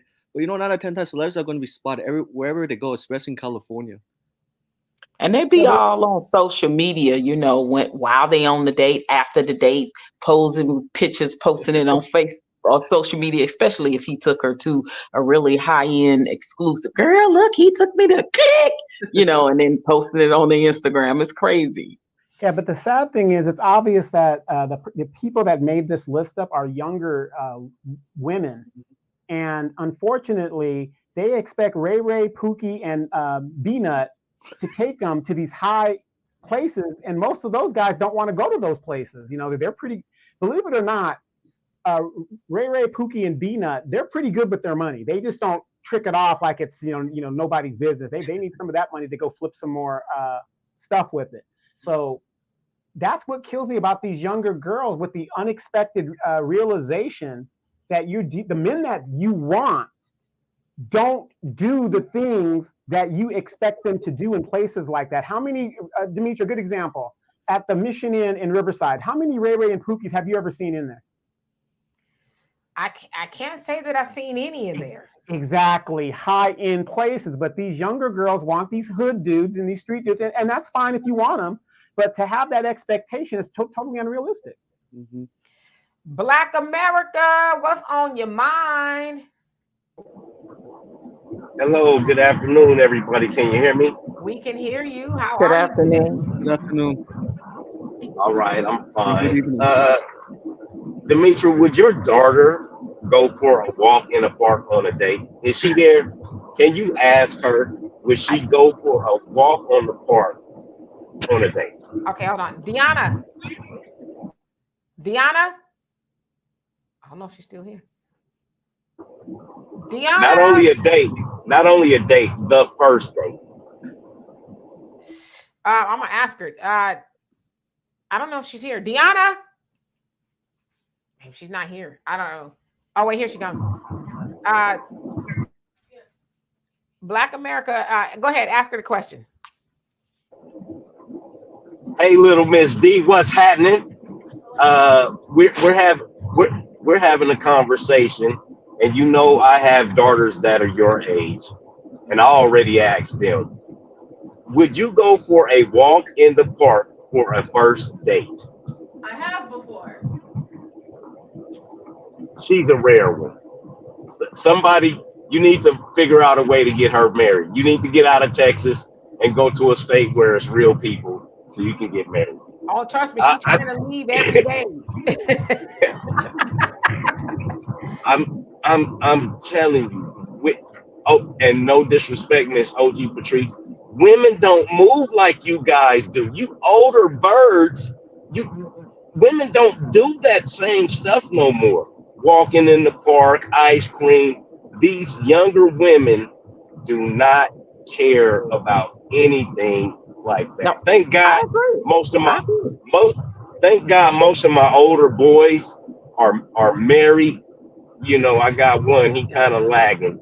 But thank God most of my older boys are married or been with women for a long time. But these young women, they don't, the no movie. I never heard the cheesecake thing. I'm cheap, so I won't go to the cheesecake. It's a nice little Indian restaurant I go to. I don't like spending no more than $30 or $40, if I take somebody out to eat. So that's just my thing. Yeah. I mean, a walk in the park, So I guess you're saying that a lot of women wouldn't want to do that, Black America? None of my daughters would do it, and I got 7 of them, ranging all the way from 29 down to 19, and none of them will do it. Not a one. All right, so we got Carlos, and I'm gonna remove the list, you guys. If you guys want me to put it back up, just say so, and I will put it back up so y'all can take a look at it. Let me remove it so we can all see who's on here. Okay, there we go. Carlos, how you doing, baby? Corliss, the passport sis. Hey, I did a thing. Hello. Hi, guys. Black America, you always got something talking about what your kids ain't gonna do. These kids today, and I have 4 daughters. Now, them youngest 2, I don't know about them. But my oldest 2, 30, 28. I have beautiful girls. And they with it. Like my girls have done all the dining because they did it with mom. So they don't have to do it with other people if they don't want to. And then 2, most of the time when these women go to these, they ain't even all that restaurants, to be honest. Like the dollar amount is there, yeah. If you have to show somebody that you out on a date with somebody and they gotta pay for something, that means your mentality is warped. It ain't even about what you worth, because if all you worth is some crab legs that they done marked up 200%, and you can get a better meal at home, I'd rather eat at home. Or, like they said, be creative. Because you don't even know if you're going to like this person after the first, ain't even a meal, shit, the first drink. You might get a drink and be ready to go. That's just real reality. So, I don't know, y'all. I think it's overrated. I'd rather have a burger at home. Let me fill you out first. And I ain't saying that you coming to my house, but, we got some other stomping grounds we can stop at to have a meal. Yeah. Going home, definitely, no, we're not doing that, because you don't want expectations to be there. Oh, I'm going to the house, or she coming over my house. Maybe we're not gonna do none of that. We gonna hang out where it's it's where we can each feel safe and not have that expectation on the table. Oh gosh, if I go to his house, he's probably gonna want me to do something with him, and how do I tell him no? Just don't get in that situation right to begin with, because you want to, like you said, be able to fill each other out in an open space where you feel safe and you can have a conversation without in the back of his mind or your mind, okay, sex might go on tonight. It's a strong possibility if I just pour a little bit of extra wine, loosen her up a little bit, she'll be feeling it. So yeah, just don't even do that. Like me, I wouldn't. This is just me. I wouldn't be having sex with no man on a 10th date. That's just really just keeping it real. We really need to make sure that this is something that we're gonna be doing. But yeah, we got to really get to know each other. But that's just me though. I have to say I missed y'all. We missed you too. Where you been? I know where you been. You've been busy. I know Black America missed me because I ain't heard them talking no mess when I come on. Well, what I want to know is what do you plan to do with that passport? So because D got haters. She gonna go to Jamaica and get that bamboo treatment. I got the tell y'all a secret, because we over here doing some things.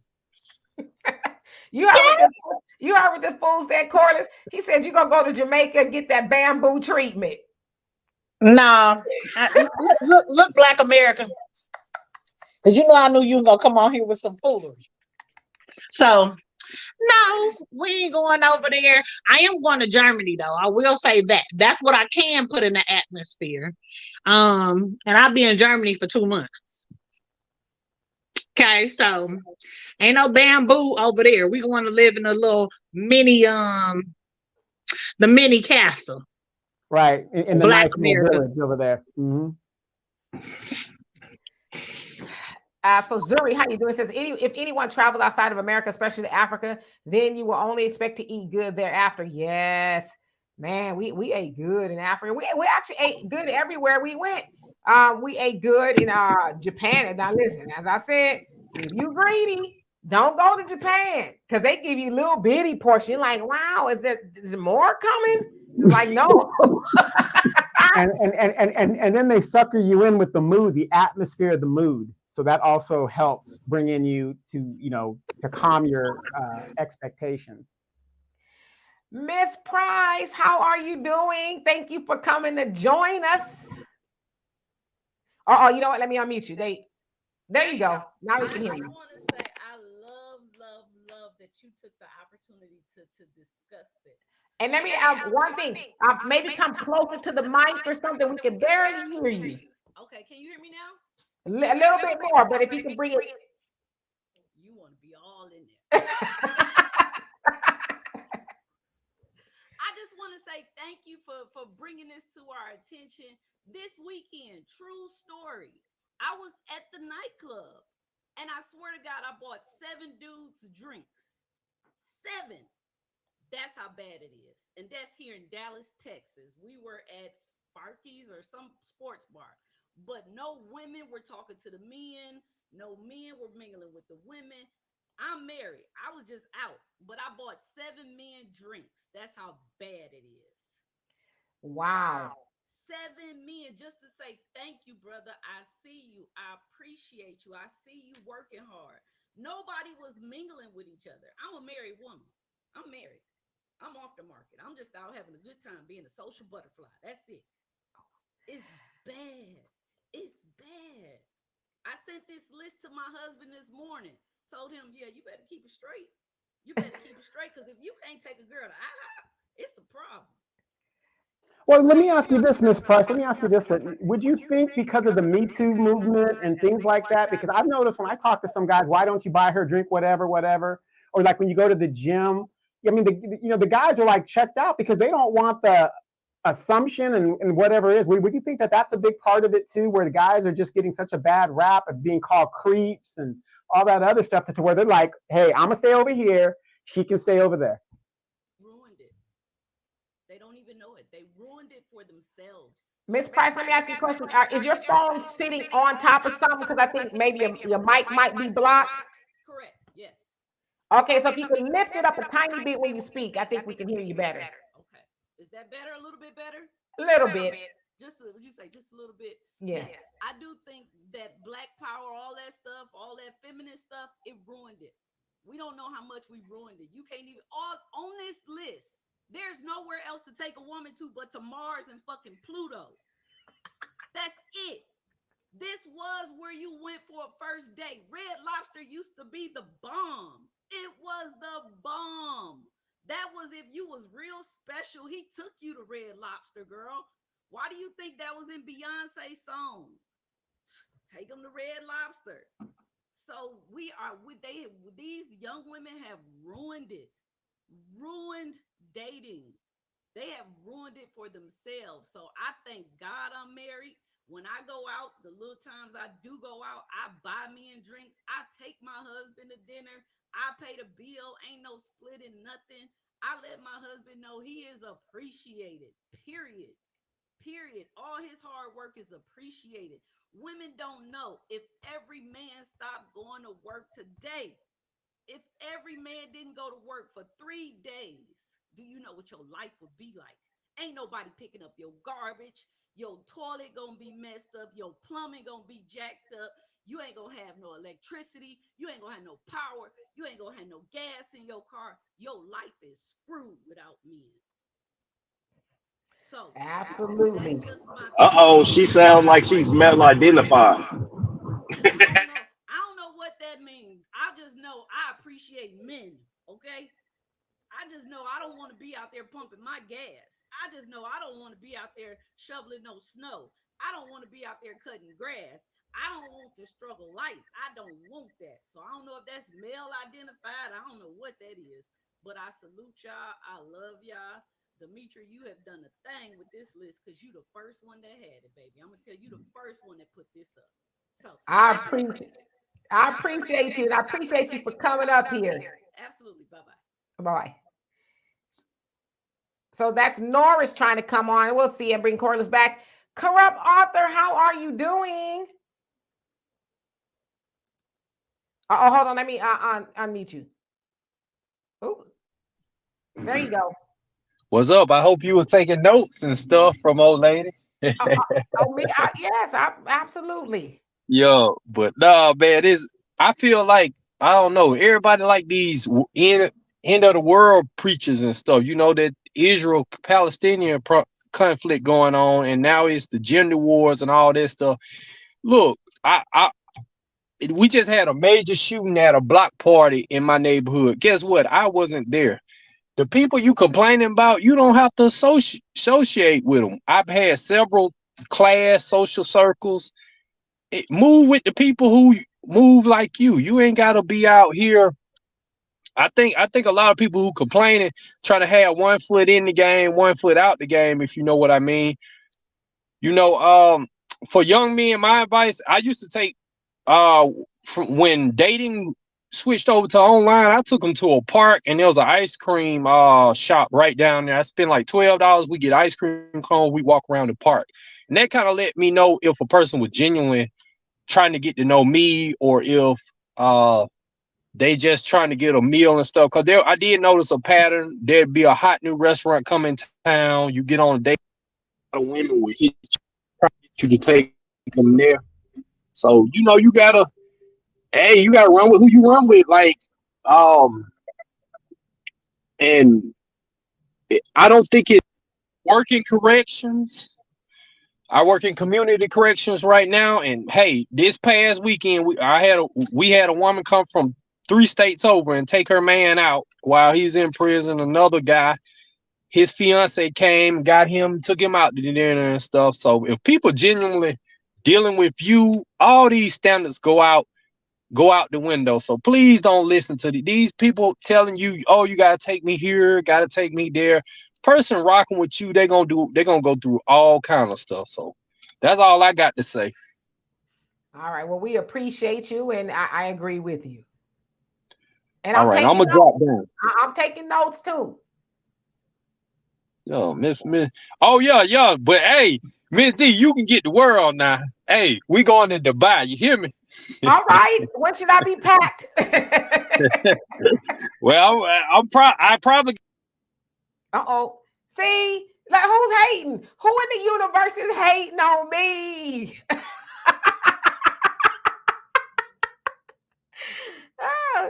All right. So, Corliss, you back? What you got to add on it? I don't know. I'm off the Oh, D, I got to fill you in, girl. We shall talk. Yes, because you know what? Let me just say this. And we always talk about this. When you good to people, baby, when you good to them, and it just don't work out, why y'all Negroes crawl from up under that rock and try to come back? Stay slid where you slid that ass, please, and be safe at home base. Do you have a little bit more information so we can have a conversation about this? Like, you tell. Baby, I don't want whoever he with to be trying to find me on Facebook. Well, I will say this. I think it is known that you never miss your water until your well runs dry, right? Well, it depends on what kind of well you got. Is it the well that's floating in the ocean? You know what now? See, you just petty, okay?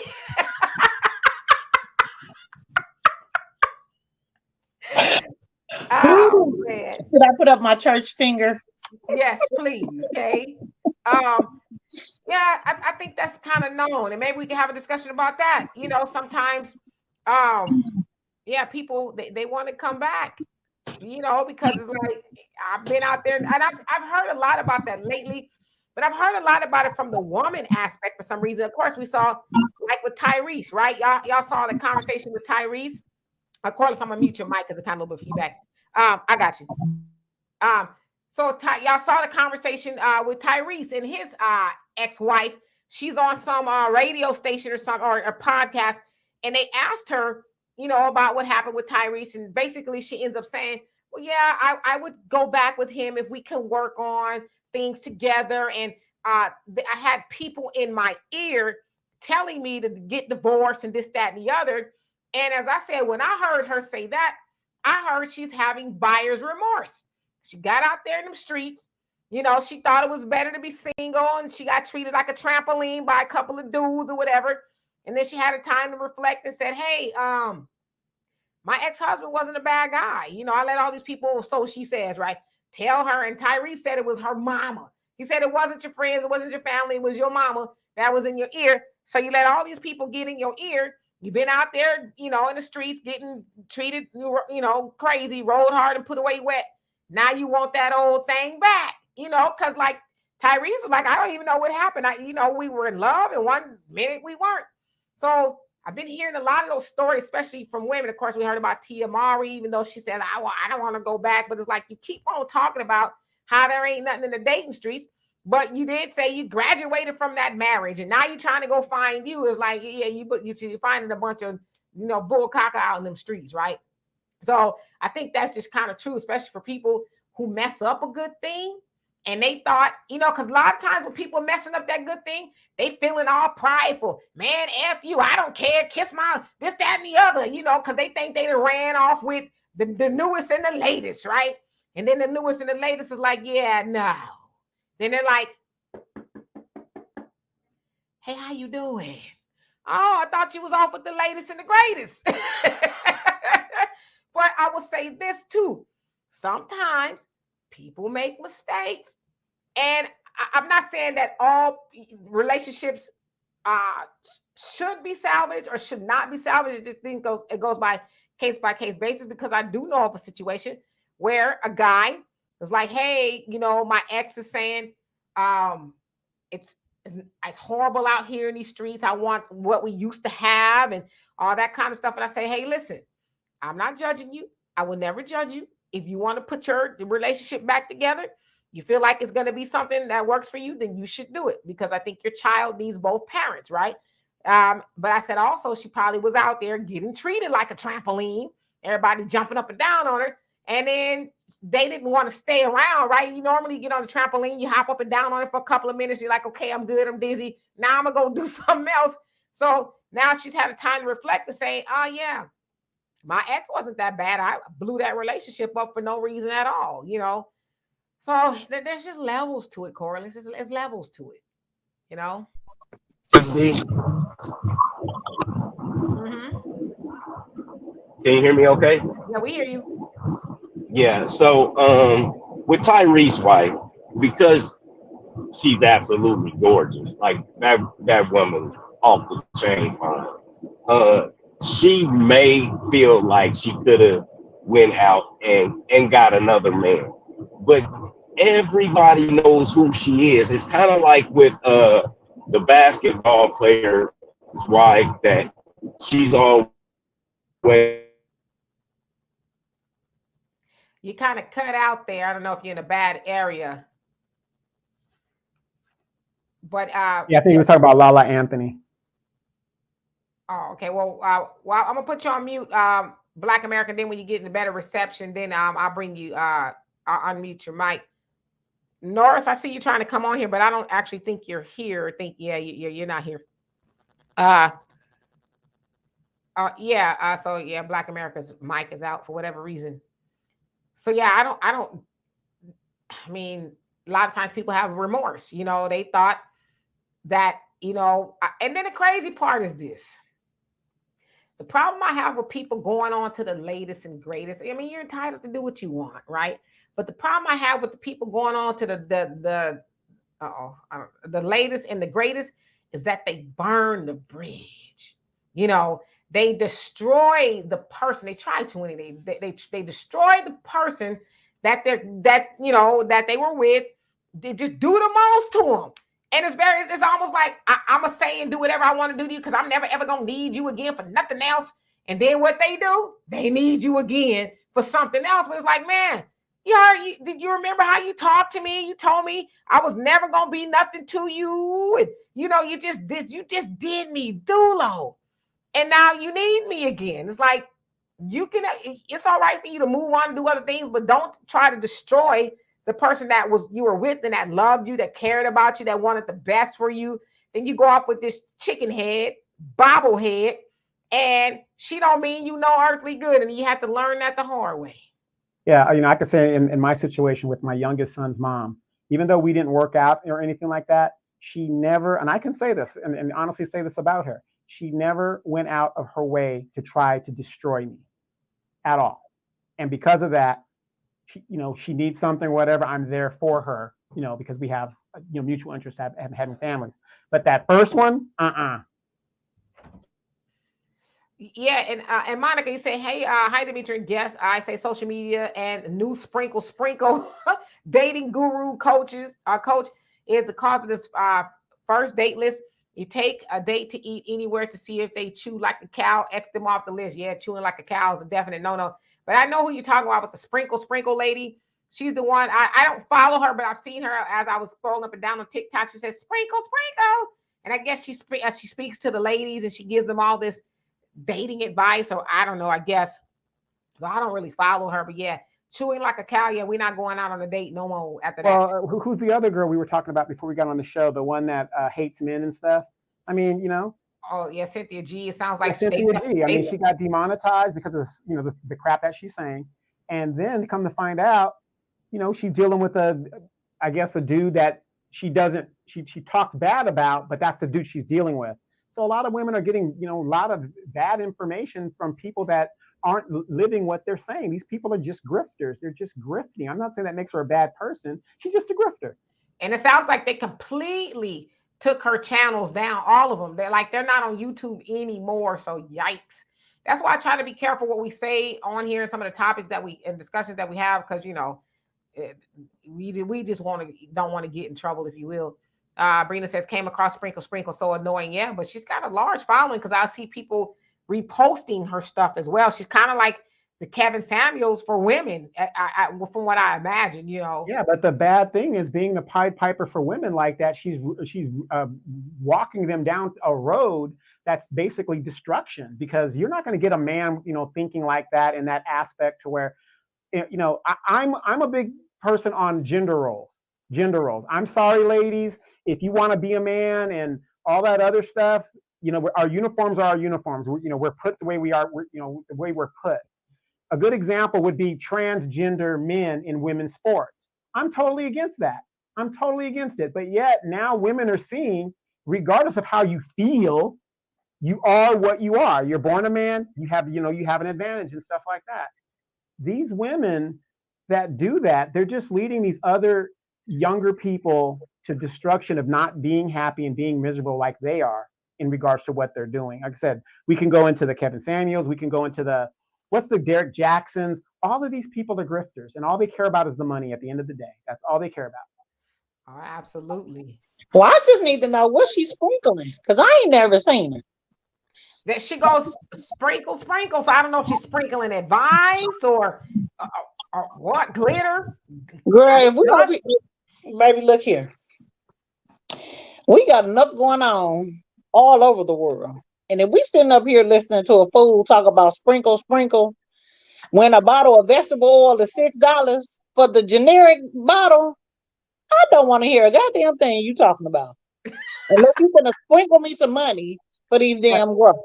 Right? Wasn't there a song by E40's sister? What's her name? Sprinkle me, sprinkle. Yeah, sprinkle me. I don't think she's sprinkling what she's sprinkling though. Yeah, right. So I don't know what she's sprinkling, but there's a lot of women running around sprinkle.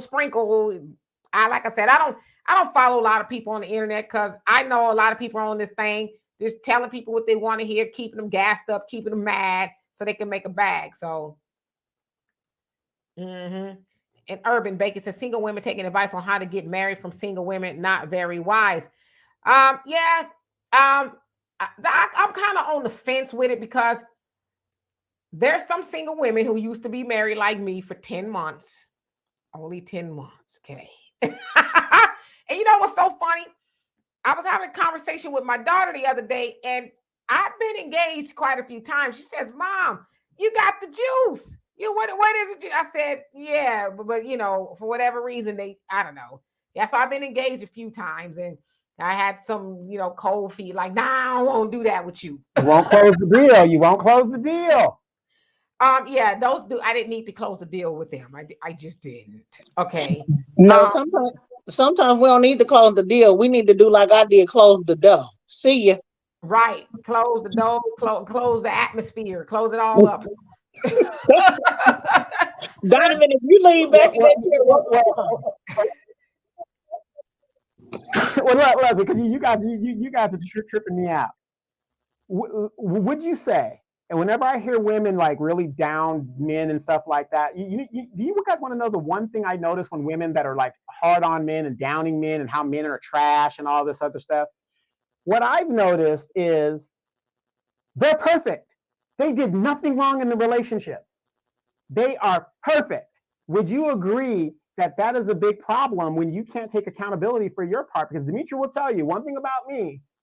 In my relationships that I've been in, I can only take 50% of the problem, regardless if I feel I shouldn't get any of it. I will take 50% regardless, because whatever I've done has triggered this woman over here to do whatever she's doing, to where she wants to get out of the marriage or the relationship. And I would say this, and Denise, how you doing? Says, who takes advice from a woman with no man? Well, I currently do not have a man, but I've had men before. So sometimes people can speak and teach from their own experiences. But I'm kind of one of those people too, is like, well, what are you saying? You know what I mean? If it's good advice, it's good advice. But I don't think that's always true that you can't, because let's keep it a buck. There's a whole lot of dudes on the internet taking advice from Kevin Samuels, and he was single. He was single as a $1 bill. So I don't necessarily agree with that. I think you can take advice from people. You just need to, from single people, you just need to hear what they're saying, because everybody that's married ain't doing it right. They just married. So I think we have to be wise and discerning with the advice that we're getting. Like I said, if somebody leads off with, well, if I was you, there's probably some bad advice that's going to come behind that. So you kind of just want to, listen carefully and then see if that's something you can actually use. Yeah, and all that. All that on to both that, married couples and single couples provide, advice, so you can learn from both angles what to do right and what not to do next time if they choose to get remarried or not. Mm-hmm. Corliss, what was you gonna say? Oh, sorry, I didn't mean to interrupt. No, you're all right. Oh, no, you're fine. Okay. So D and Donovan, y'all know what, like my they know my other relationship. Okay, so I think to every action there's a reaction. Now, some of my reactions may not have been very good. The naked scene in the room, ain't nothing like a woman scoring. You play them games with some of us, more than the devil gonna come out, okay? So I won't say everything I did was right, Donovan, on the flip side of some of my actions, but you would have never gotten that if you would have stayed the representative and the real you wouldn't have fell out. So do I take accountability? Absolutely, I have to, because accountability means growth. Now, probably at that moment, when D called and was like, Corliss, I said, I don't give a damn. I ain't taking it down. And it's still up there. And it just, look, and it came across my phone. So many years anniversary. I said, well, damn, I didn't grow a whole long way from that. Has it been 7 years?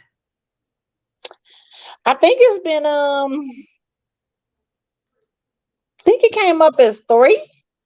I think it was a little bit longer than that, but yeah, because I was still in California when you did that. Oh, well, I think, it probably resurfaced because somebody then threw it on up there because they wanted to put me out there. Oh, you're going to be embarrassed. You ain't going to embarrass me. I know what the hell I did. I was grown. Right. And Sammy said men and women should never take advice from men and women who are not married and have no children. I disagree with that. No. Yeah, because there's a lot of people who have a wealth of knowledge. Because people, I'm one of those people that think that you should teach from experience, right? Like I'm not married, but I've been in, a few relationships where I could tell you from my point of view on, what I think. I don't know what that is. People should or should not do. I can only give advice, but yeah, I don't think that's true. I think because there's a lot of single people that people listen to. Ayala Van Zandt is one of them. She's one of the most single women on the planet. And a lot of y'all in the manosphere, you're not in the manosphere, y'all talk about Shahrazad Ali. Oh, Kevin Samuels and her thinking like Shahrazad ain't married. But I always hear a lot of men run around talking about, oh, Shahrazad. She's the one that said, made the book, The Black Man's Guide to, the Black Woman or something like that. She ain't married, but people listen to her. So I just think that we just need to be discerning with whatever advice that we're getting, whether you married or you single. Now we'll say, yeah, it's probably optimal to get your advice from somebody who is married and who is doing it right? Or because like a lot of times we hear people say, well, back in the day with Glodadine and Melvin, they was married. They stayed married for a long time. But we're making assumptions like, well, Glodadine didn't have no issues. Melvin was perfect. They were perfect. But if you actually had a conversation with Glodadine and Melvin, they'd be like, yeah, we was on the verge of divorce 15 times in 1972 alone. And yes, Glodadine was out there in the streets and, and Melvin was too. Like they got stories. So I think those are valuable, but to discount people and say because you're not married, you can't give advice. Trust me, I could write books. Corliss can too. We can write books on stuff. And like she said, she take accountability for the stuff she's done. I take accountability for the things that I've done, but we still have a wealth of knowledge nevertheless. And Donovan too. Donovan's not married. And he could give advice. Donovan's been all over the world. He's done 16 tours of duty. So he's seen it all, right? He's not married, but he could give advice. I'm just saying. Let me say this too. Because I know somebody, I know somebody and rest his soul. Because y'all took advice. People was taking advice from him left and right, baby. I'm talking about, oh no, this is how you treat your woman. And oh no, your woman shouldn't pay for nothing. And baby, y'all sitting up here running around looking like hot damn fools. Because baby, what he was living on that screen and what he was living, well, I made him take care of me here. So I don't know what he did. He was taking care of me and some other ones. But at the end of the day, he wasn't living that life that y'all was out here trying to follow behind him. And he was good and single in a relationship. How about that? How you good and single in a relationship? You good, single, engaged, having babies over here, planning families, and yeah, that's what I'm saying. People, this social media, baby, look here, clown central. Because they over here clowning. You know they do, Donovan. You know they do. Yeah. It ain't nothing about what they talking, and I'm telling y'all take advice from anybody. I have to just sit back and Exactly. And that's what I said too. What happened to taking advice from your mama, your grandmama, your good auntie, or a lady up the street, or a man at the gym, or the VFW? You know what I'm saying? Why do we go to the internet all the time for advice? Like when I see, I'm hardly even on the internet, and y'all probably know because y'all see me only when I come on here live for the most part, because there's just so much nonsense on the internet, and I just try to stay away from it. I see certain things come up, I'm like, nope, not even gonna read it. I'm just gonna keep on scrolling. But let me read this. Ricky, how you doing? You say, honestly, guys, all of the newly emerging standards concerning high value this and high value that, and alpha this and beta sigma, that didn't do anything but invent a new way for Black people to put each other down. What we should do is just learn how to get over ourselves and just make an effort to enjoy each other. Yes, yes, and yes. It's just too much, too much misinformation. It's just so much out there, and people are trying to figure out, does that apply to me, or is that true? And it's like, well, was it true before you got on the internet? What was you doing to get advice and wisdom and mentoring before the internet came about? You was listening to your mama and your grandmama and grandpapa and all that. I rarely even hear people saying, oh, well, my granddaddy, he told me this, he told me that. Nowadays, especially on the internet, you hear people say, well, Kevin Samuels or this person or that person. It's like, so your granddaddy, your daddy, none of them gave y'all any advice you could use? None of them taught you how to deal with women?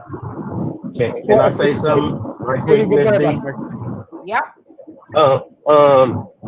You said something about, first of all, Miss Shahrazad Ali's sister, or whatever they call her sister. She was married. Somebody in the chat informed me that her husband did pass away. But so she was married, kind of like my mother, until my dad passed away. But what kind of information or advice do you think that Kevin Samuels was giving men? Did you watch any of the advice that he imparted on men? Absolutely. You know what?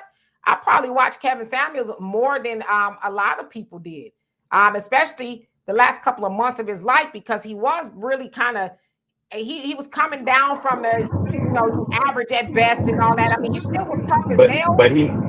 But he never gave men advice in those times. I'm talking about, did you watch Kevin Samuels when Kevin Samuels was giving advice to men? What kind of advice do you think that he was giving to men? I absolutely watched Kevin Samuels. He was really giving y'all like grooming tips. I saw one where he actually literally had to tell men how to wash your ass. I said, is it that bad in the streets? So yes, he was giving men, grooming tips. And he would say, this is the stuff that your grandfather and your daddy should have taught you, but for whatever reason they didn't. So I'm doing that. Now we know Kevin Samuels didn't come to prominence per se until the Average at Best video blew up, when he was talking to the lady and he asked, of course, his little thing, tell women to rate themselves. I forget what she said at the whatever, but he said, you're average at best. And that little snippet went viral. And that's how a lot of other people learned of Kevin Samuels. But Kevin Samuels was actually on the internet doing his thing. I think he only had like 20,000 or so followers at the time when he was just talking to men. So yeah, I'm familiar with Kevin Samuel and his model. I'm very familiar with it. Okay, so my thing is, you saying men taking advice from Kevin Samuels. Did you see any bad or derogatory or negative advice that he may have given to a man to do for himself? No, I did not. I didn't see any bad or negative advice. No, and as I always tell you, one of my favorite lectures by him, or I guess shows, if you will, is "Are You a Lion or a Tiger?" That's one of my favorite ones, where he was really teaching men. I've actually watched it a couple times, and I've sent it to a few people, where he was really just giving men the game. He was basically saying, you a lion if you're able to take on a family, you probably got your career going and all of that. But it says you're a tiger, almost like a cub, where you're kind of, still learning different ways and trying to find yourself as a man.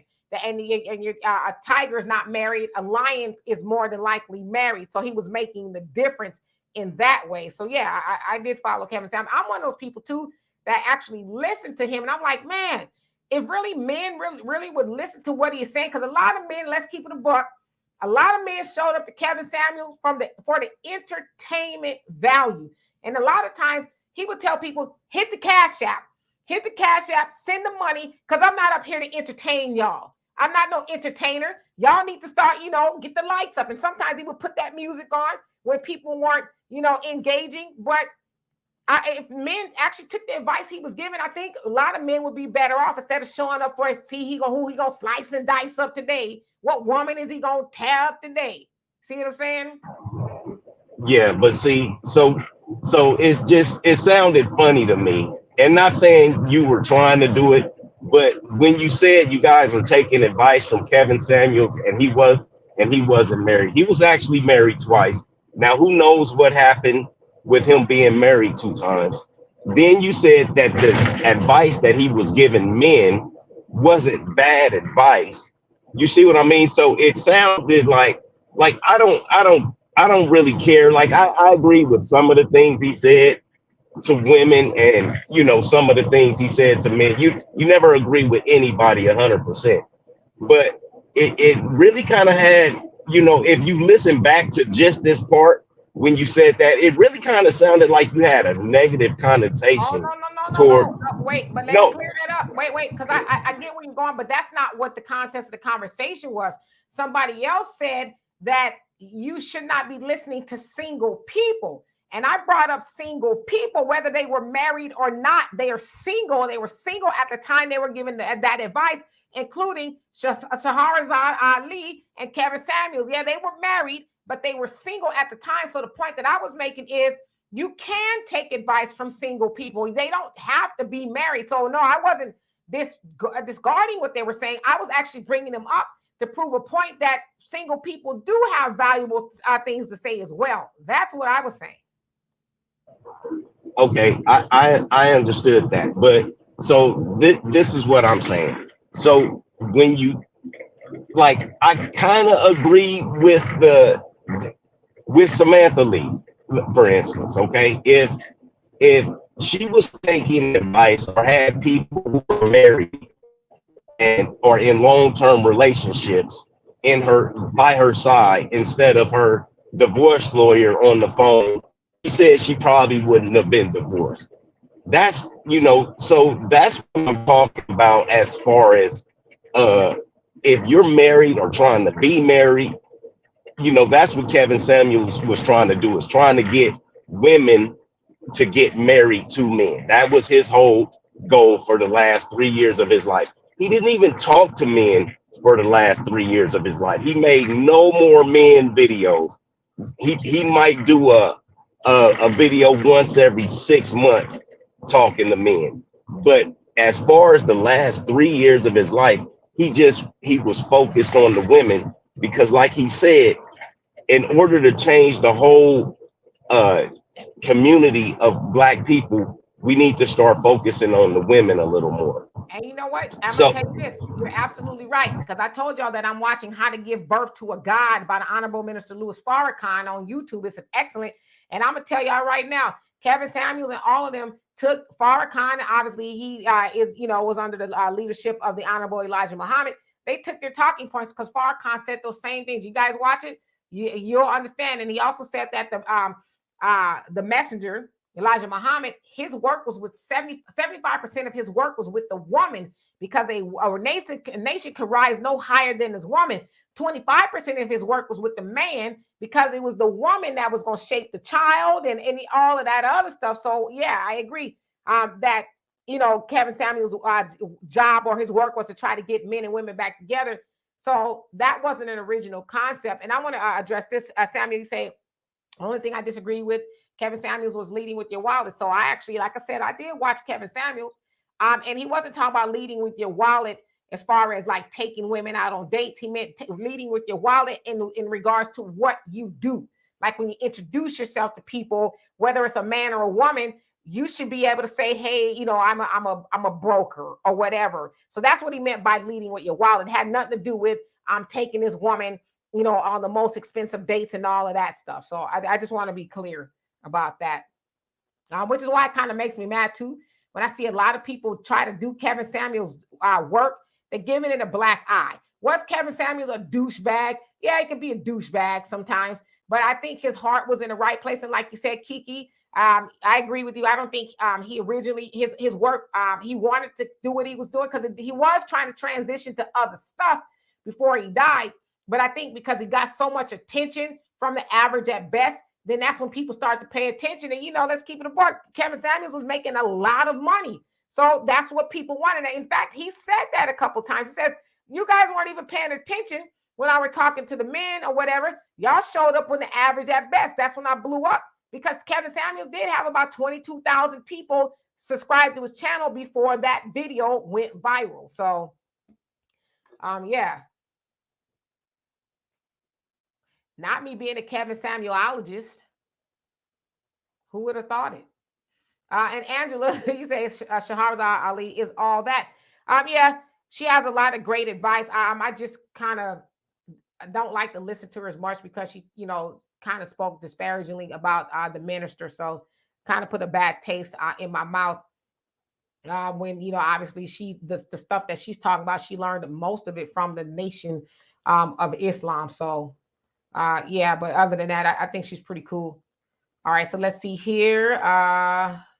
Just kind of look at some of these comments. Let's see. Did I skip somebody? Let's see. Go ahead. I know somebody wants to talk. Oh yeah. Oh, I'm sorry. I didn't mean to interrupt. I know you're busy reading the comments. No, go ahead. I have a quick question I want to ask you. It's going to be a little bit off topic. Sure.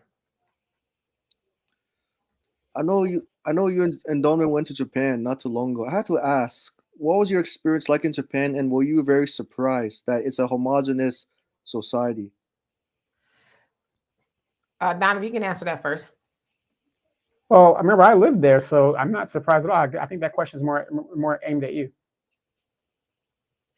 Mitra. Yeah. So I love Japan. Before I went, I was kind of apprehensive.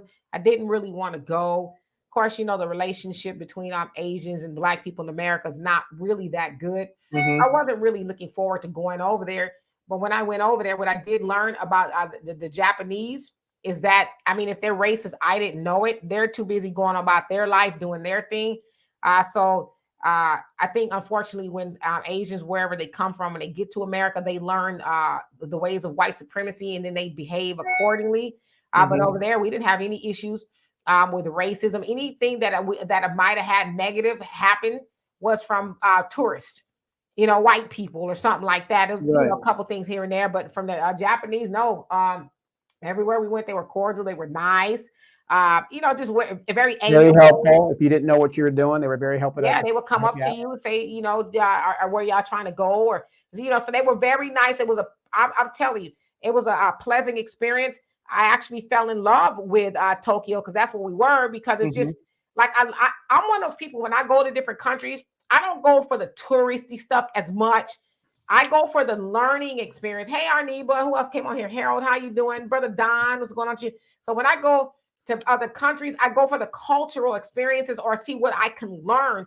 So when I went to Japan, I learned that I'm eating way too much over here in America.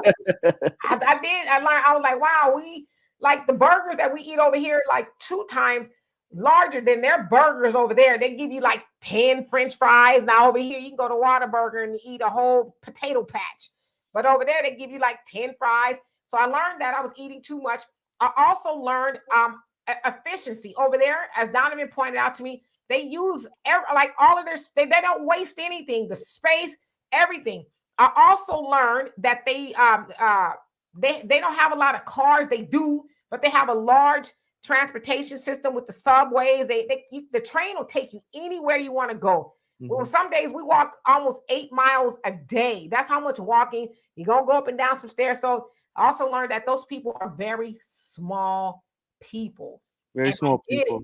I get why they're small. The portions are small. They do a lot of walking and moving around. So I learned that kind of stuff. And I really learned to just be grateful, even because I try to do that every day, but I really learned to be really grateful, because over here in America, we have a lot of excess.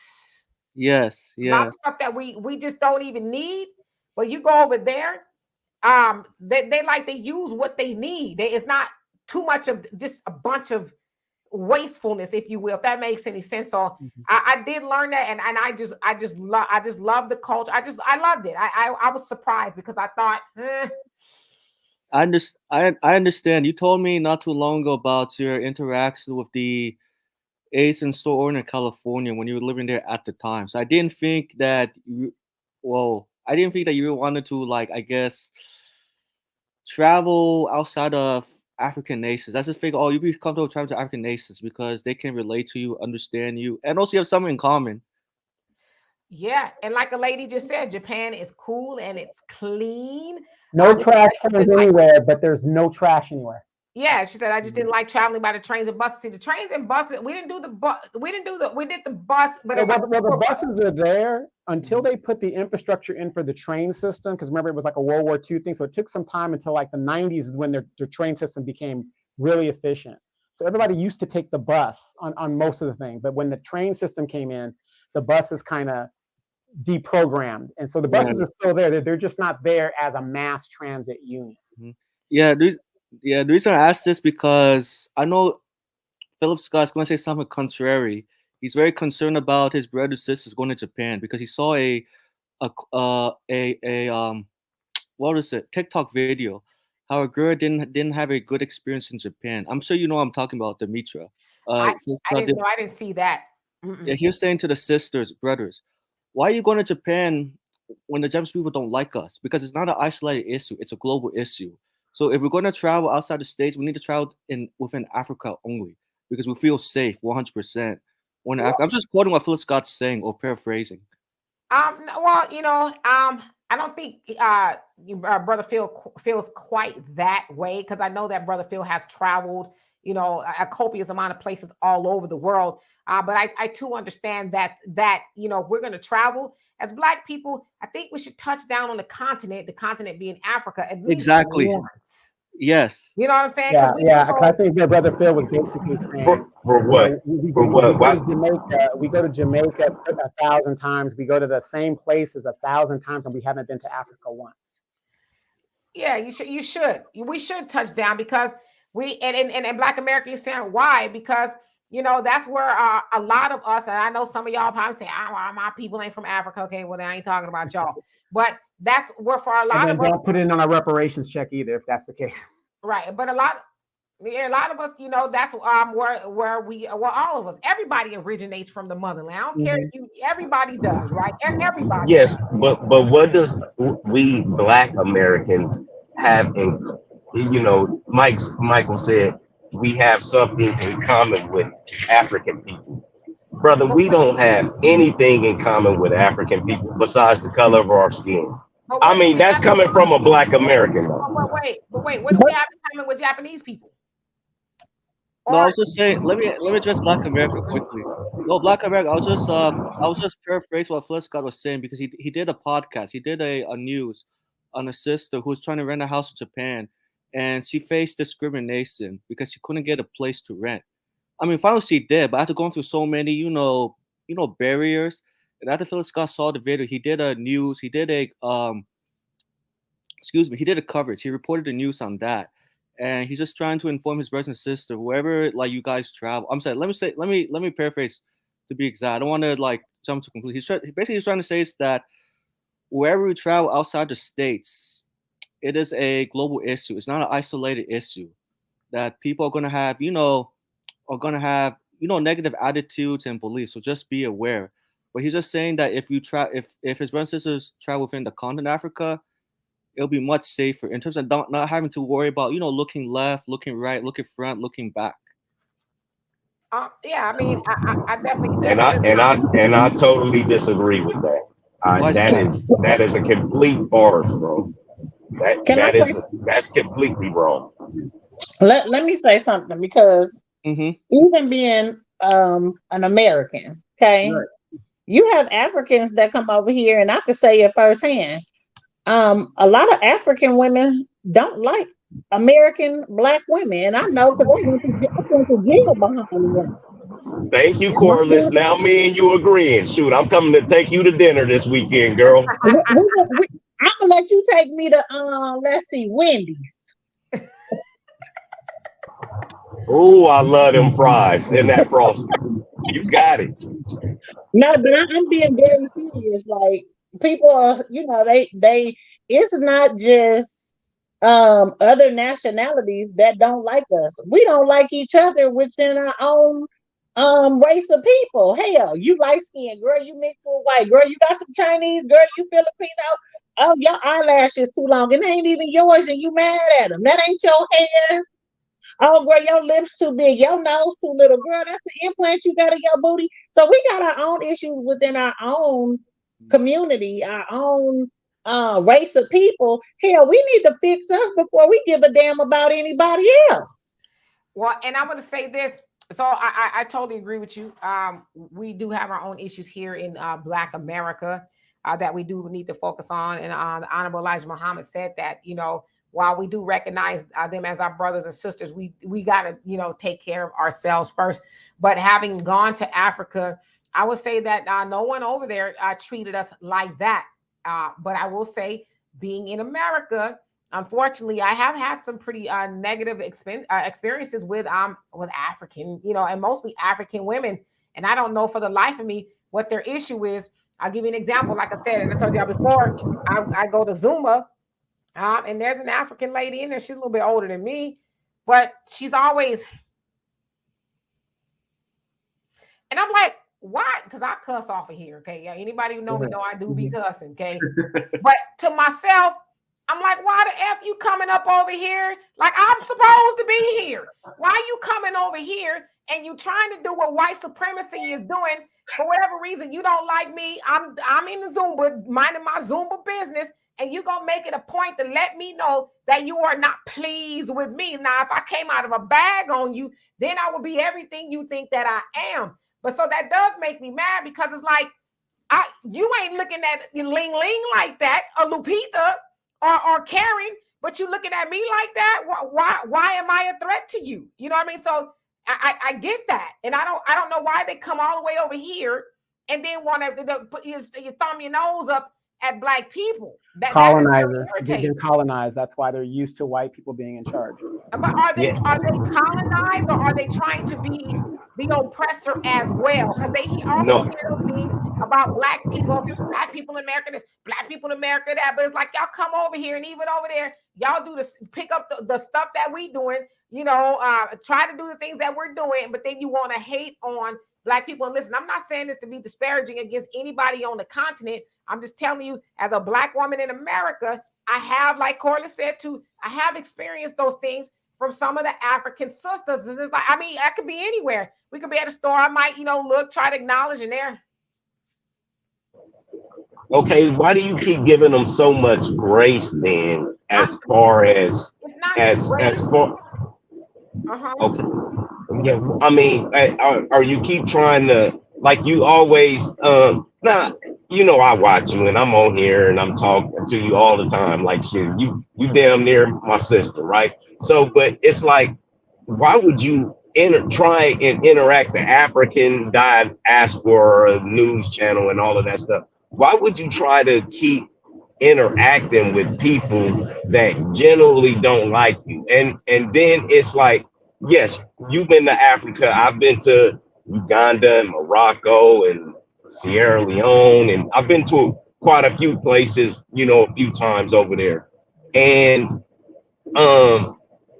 if you're not in a tourist place, you will definitely almost come up missing. It's not even a question of it. If you're not around in a city or in a tourist place, it's not as safe as, yeah, everybody want to speak to you because you're American and stuff like that. But people always think it's going to be, shits and giggles and glitter and, people fart clouds of joy. That's not actually, what's going on. Them people are over there, they hungry and they trying to get you, just like if you was down on 190th in Western somewhere. They trying to get you. Well, and I would say this, because at the end of the day, Black people, we do need to unite all over the world. We got the same issues all over the world. Maybe some are worse than others, but we got the same issue. So I say that to say, I think that's all African people. Because as I said, when we went to Africa, we didn't have one bad experience at all. They were very lovely, nice people. All of them, every last one. We did not have one negative experience at all. I'm just saying that some of them that come over here, they too think that they are like white supremacy and that they're going to look down on Black people. And it's like, well, if you don't like us, then why are you here? Mm-hmm. You know what I mean? If y'all so much better, why did you come over here? Like, because as I always say, white supremacy is not going to say, well, are you from Nigeria? Or are you from Inglewood? Right. They're going to see you as Black. And they're not going to make you, you're an African. So you better, go about your way. You're going to get the knees to the neck too. You know what I'm saying? So, and I probably shouldn't use that analogy, but I just kind of want to drive the point home. But I'm not saying that because it's like all of us aren't degenerates as they may be led to believe in Africa. Oh, Black Americans, they're awful. That's not true. Just like it's not true for them.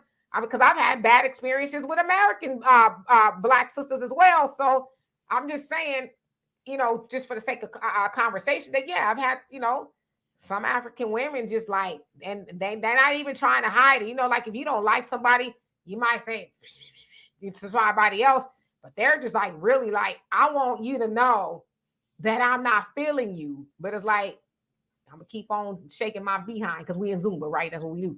I'm gonna keep doing that because it's better that I keep doing that, because if I let loose up in here, I'm probably not gonna be invited back. So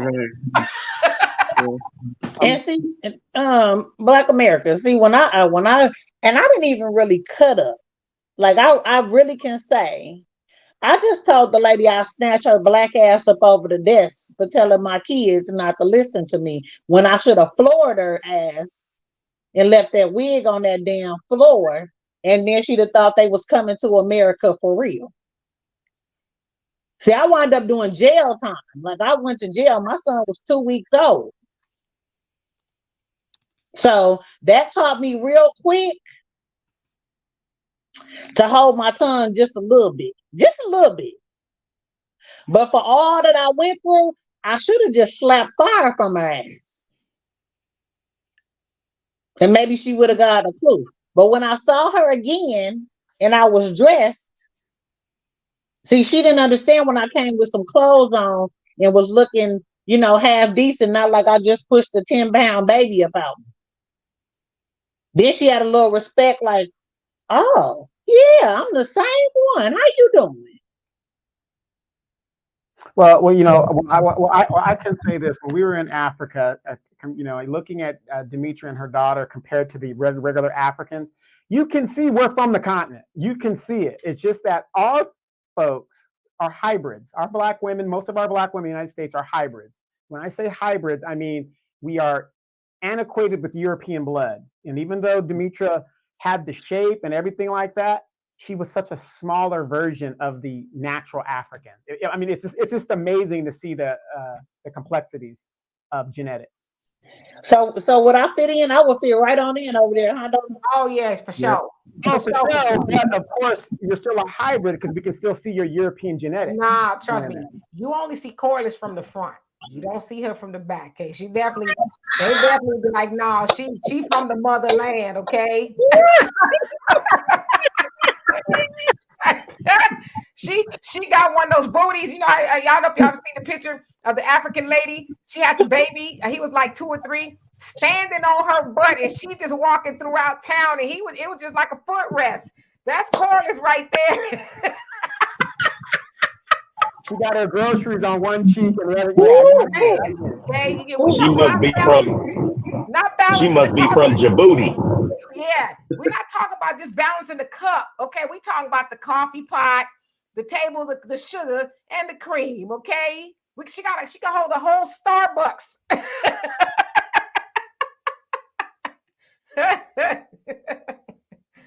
Yes, indeed. Yeah, definitely from the motherland. That's why they keep coming back. That food. Okay. Yeah.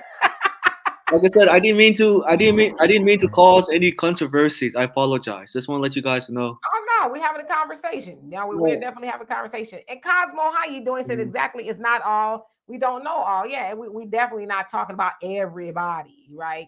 Yeah. And Tammy, you said I almost went off on a Nigerian for being disrespectful, and I'm American born Nigerian. Says I'm a South Central LA dude. Absolutely, yeah. And I don't know. It's just I don't think the Africans coming from the continent are any different than somebody coming from Ireland or Japan. They get these ideas. That's what they're sold about Black people in America, and they are taught that we are inferior. So we could just talk to them any old kind of way and do anything to them. But then, like Corla said, when you get snatched up, then you get your understanding rearranged. You know what I mean? So, yeah.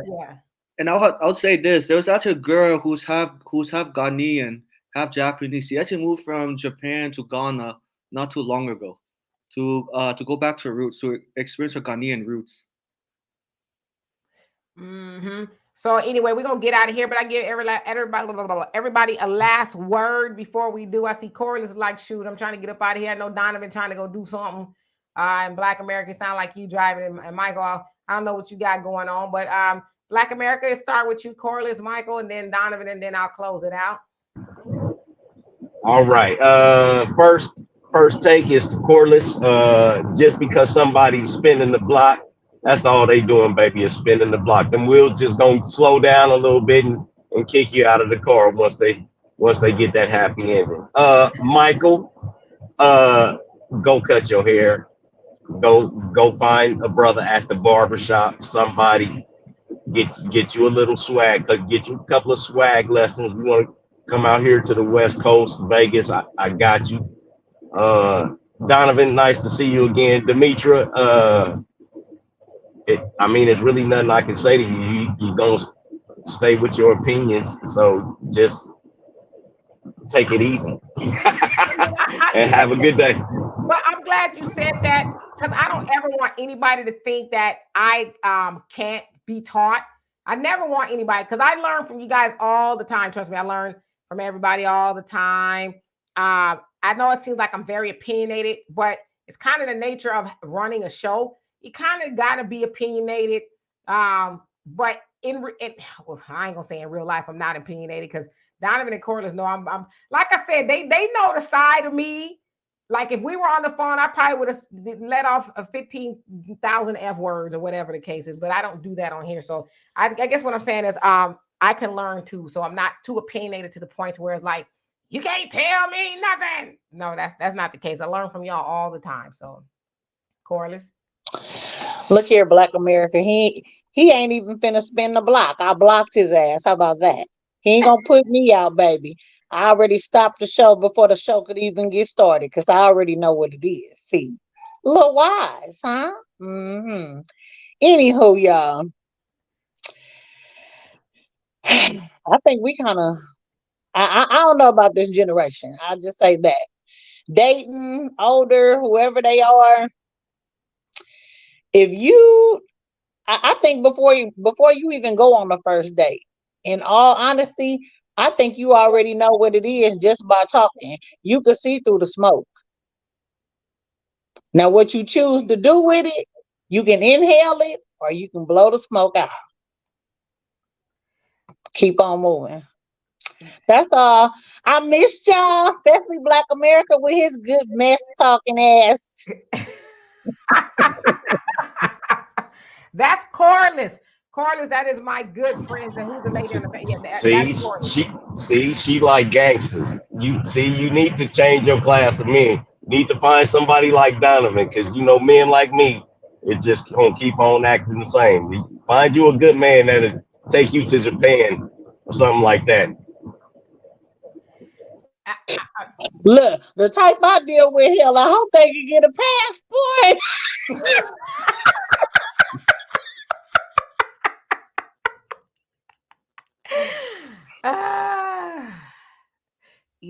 Yeah, y'all might just be able to go to the border. You know what I'm saying?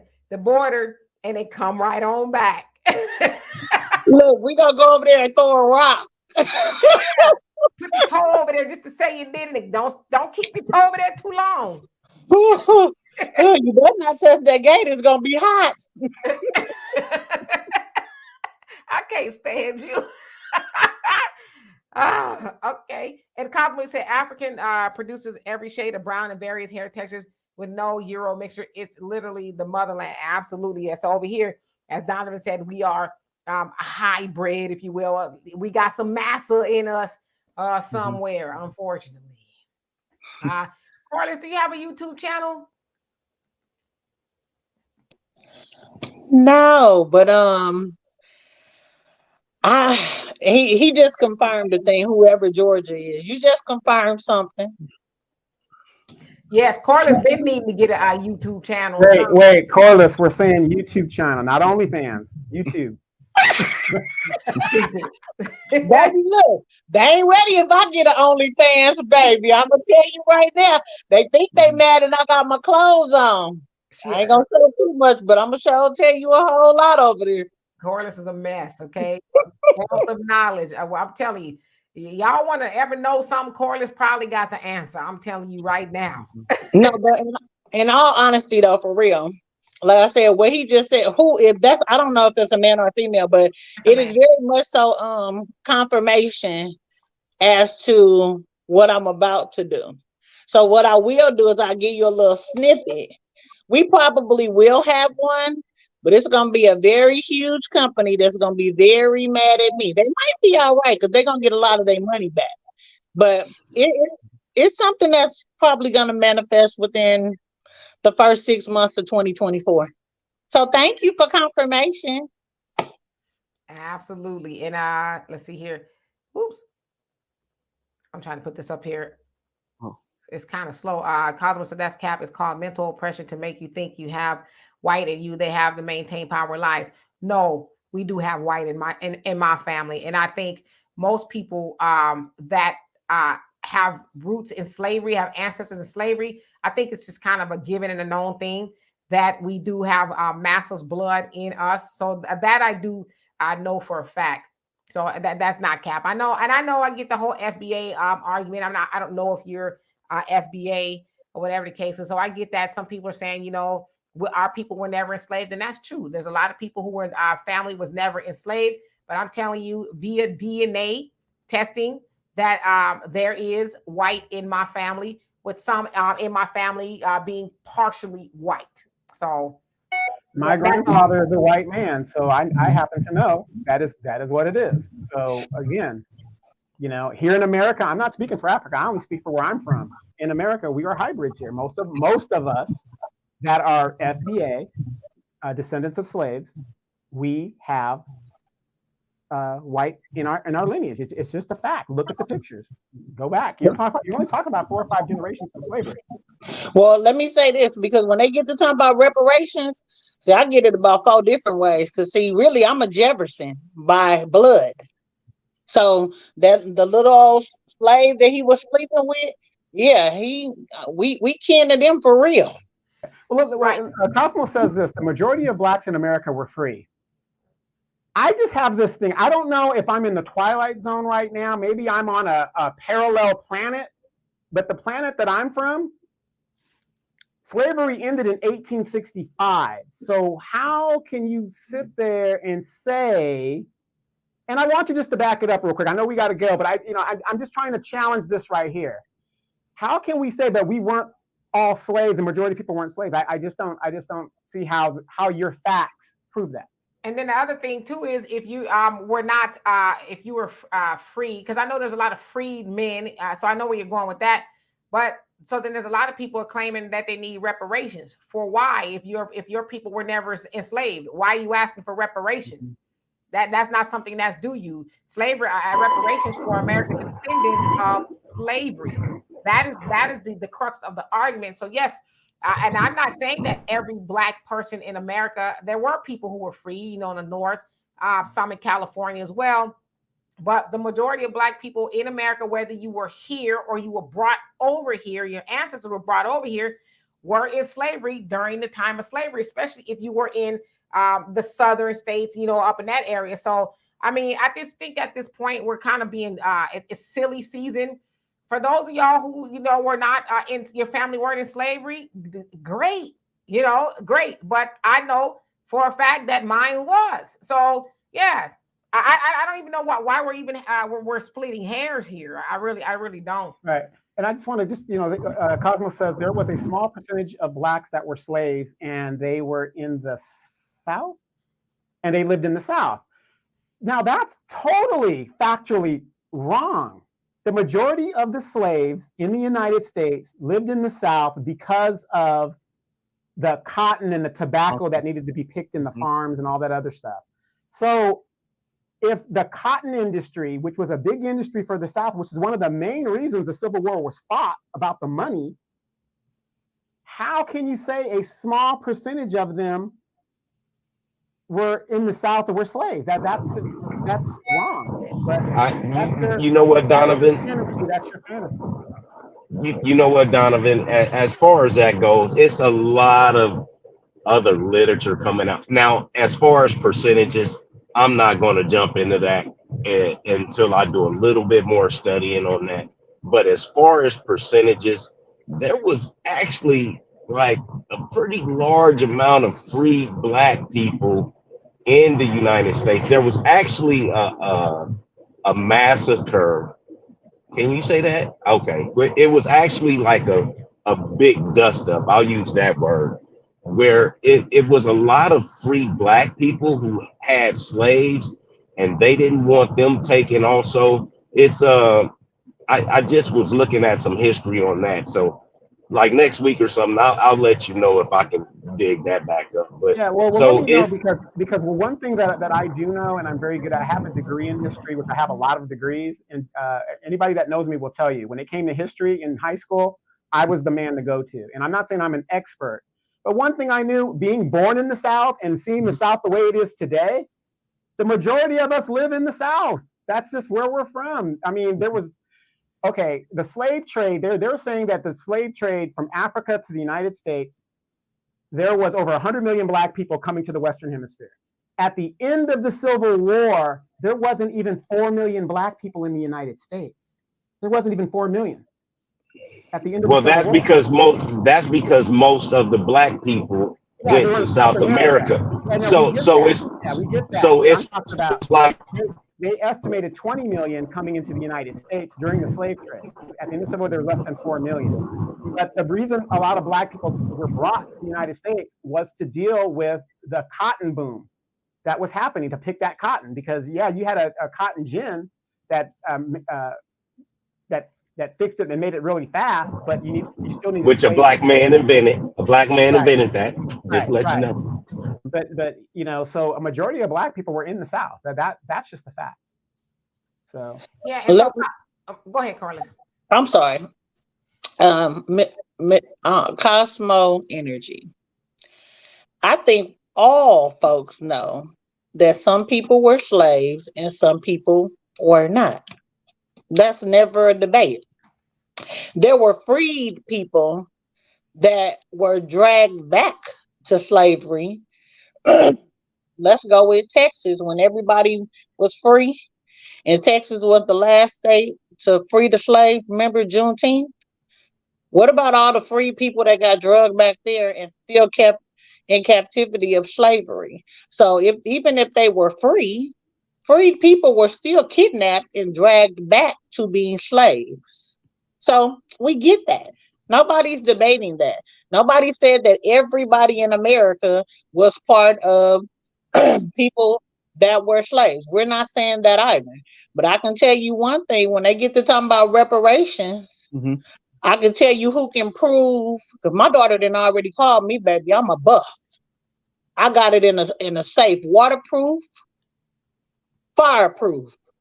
My kids gonna get their money.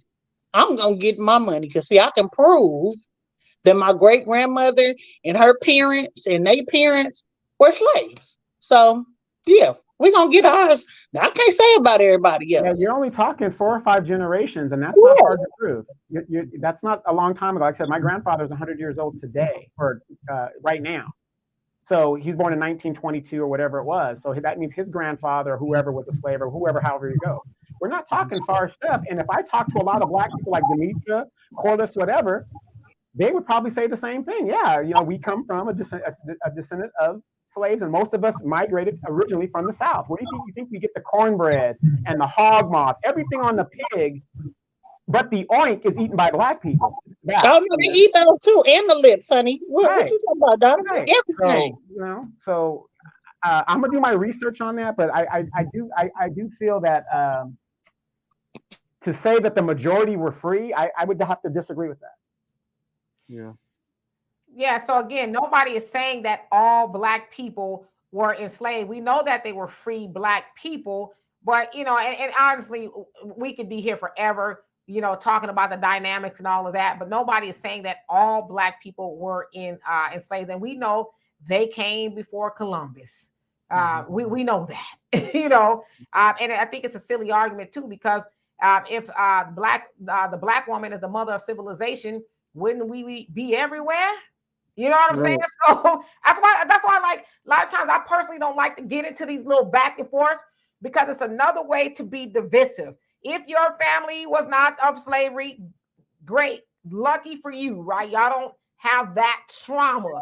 But if you were, then I'm one of those people. I'm not gonna sit up here and deny my family's lineage because now there's this new thought process out there. And I know Friedman is not a new thought process, but lately in the last couple of years, there's been a lot of back and forth about who's really this and who's really that. Listen, that's another way to continue being divisive. So I, for one, don't even know how we got on this Yeah, sorry.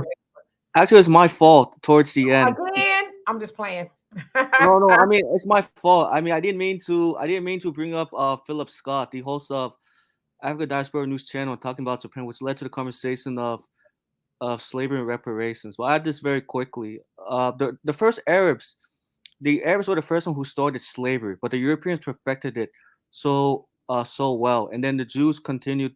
Then the Jews inherited. Then the Jews inherited slavery, and slavery was brought to the U.S. because of the weather conditions. The weather conditions in the U.S. were more predictable. When the weather's more predictable, that means more profits to be made.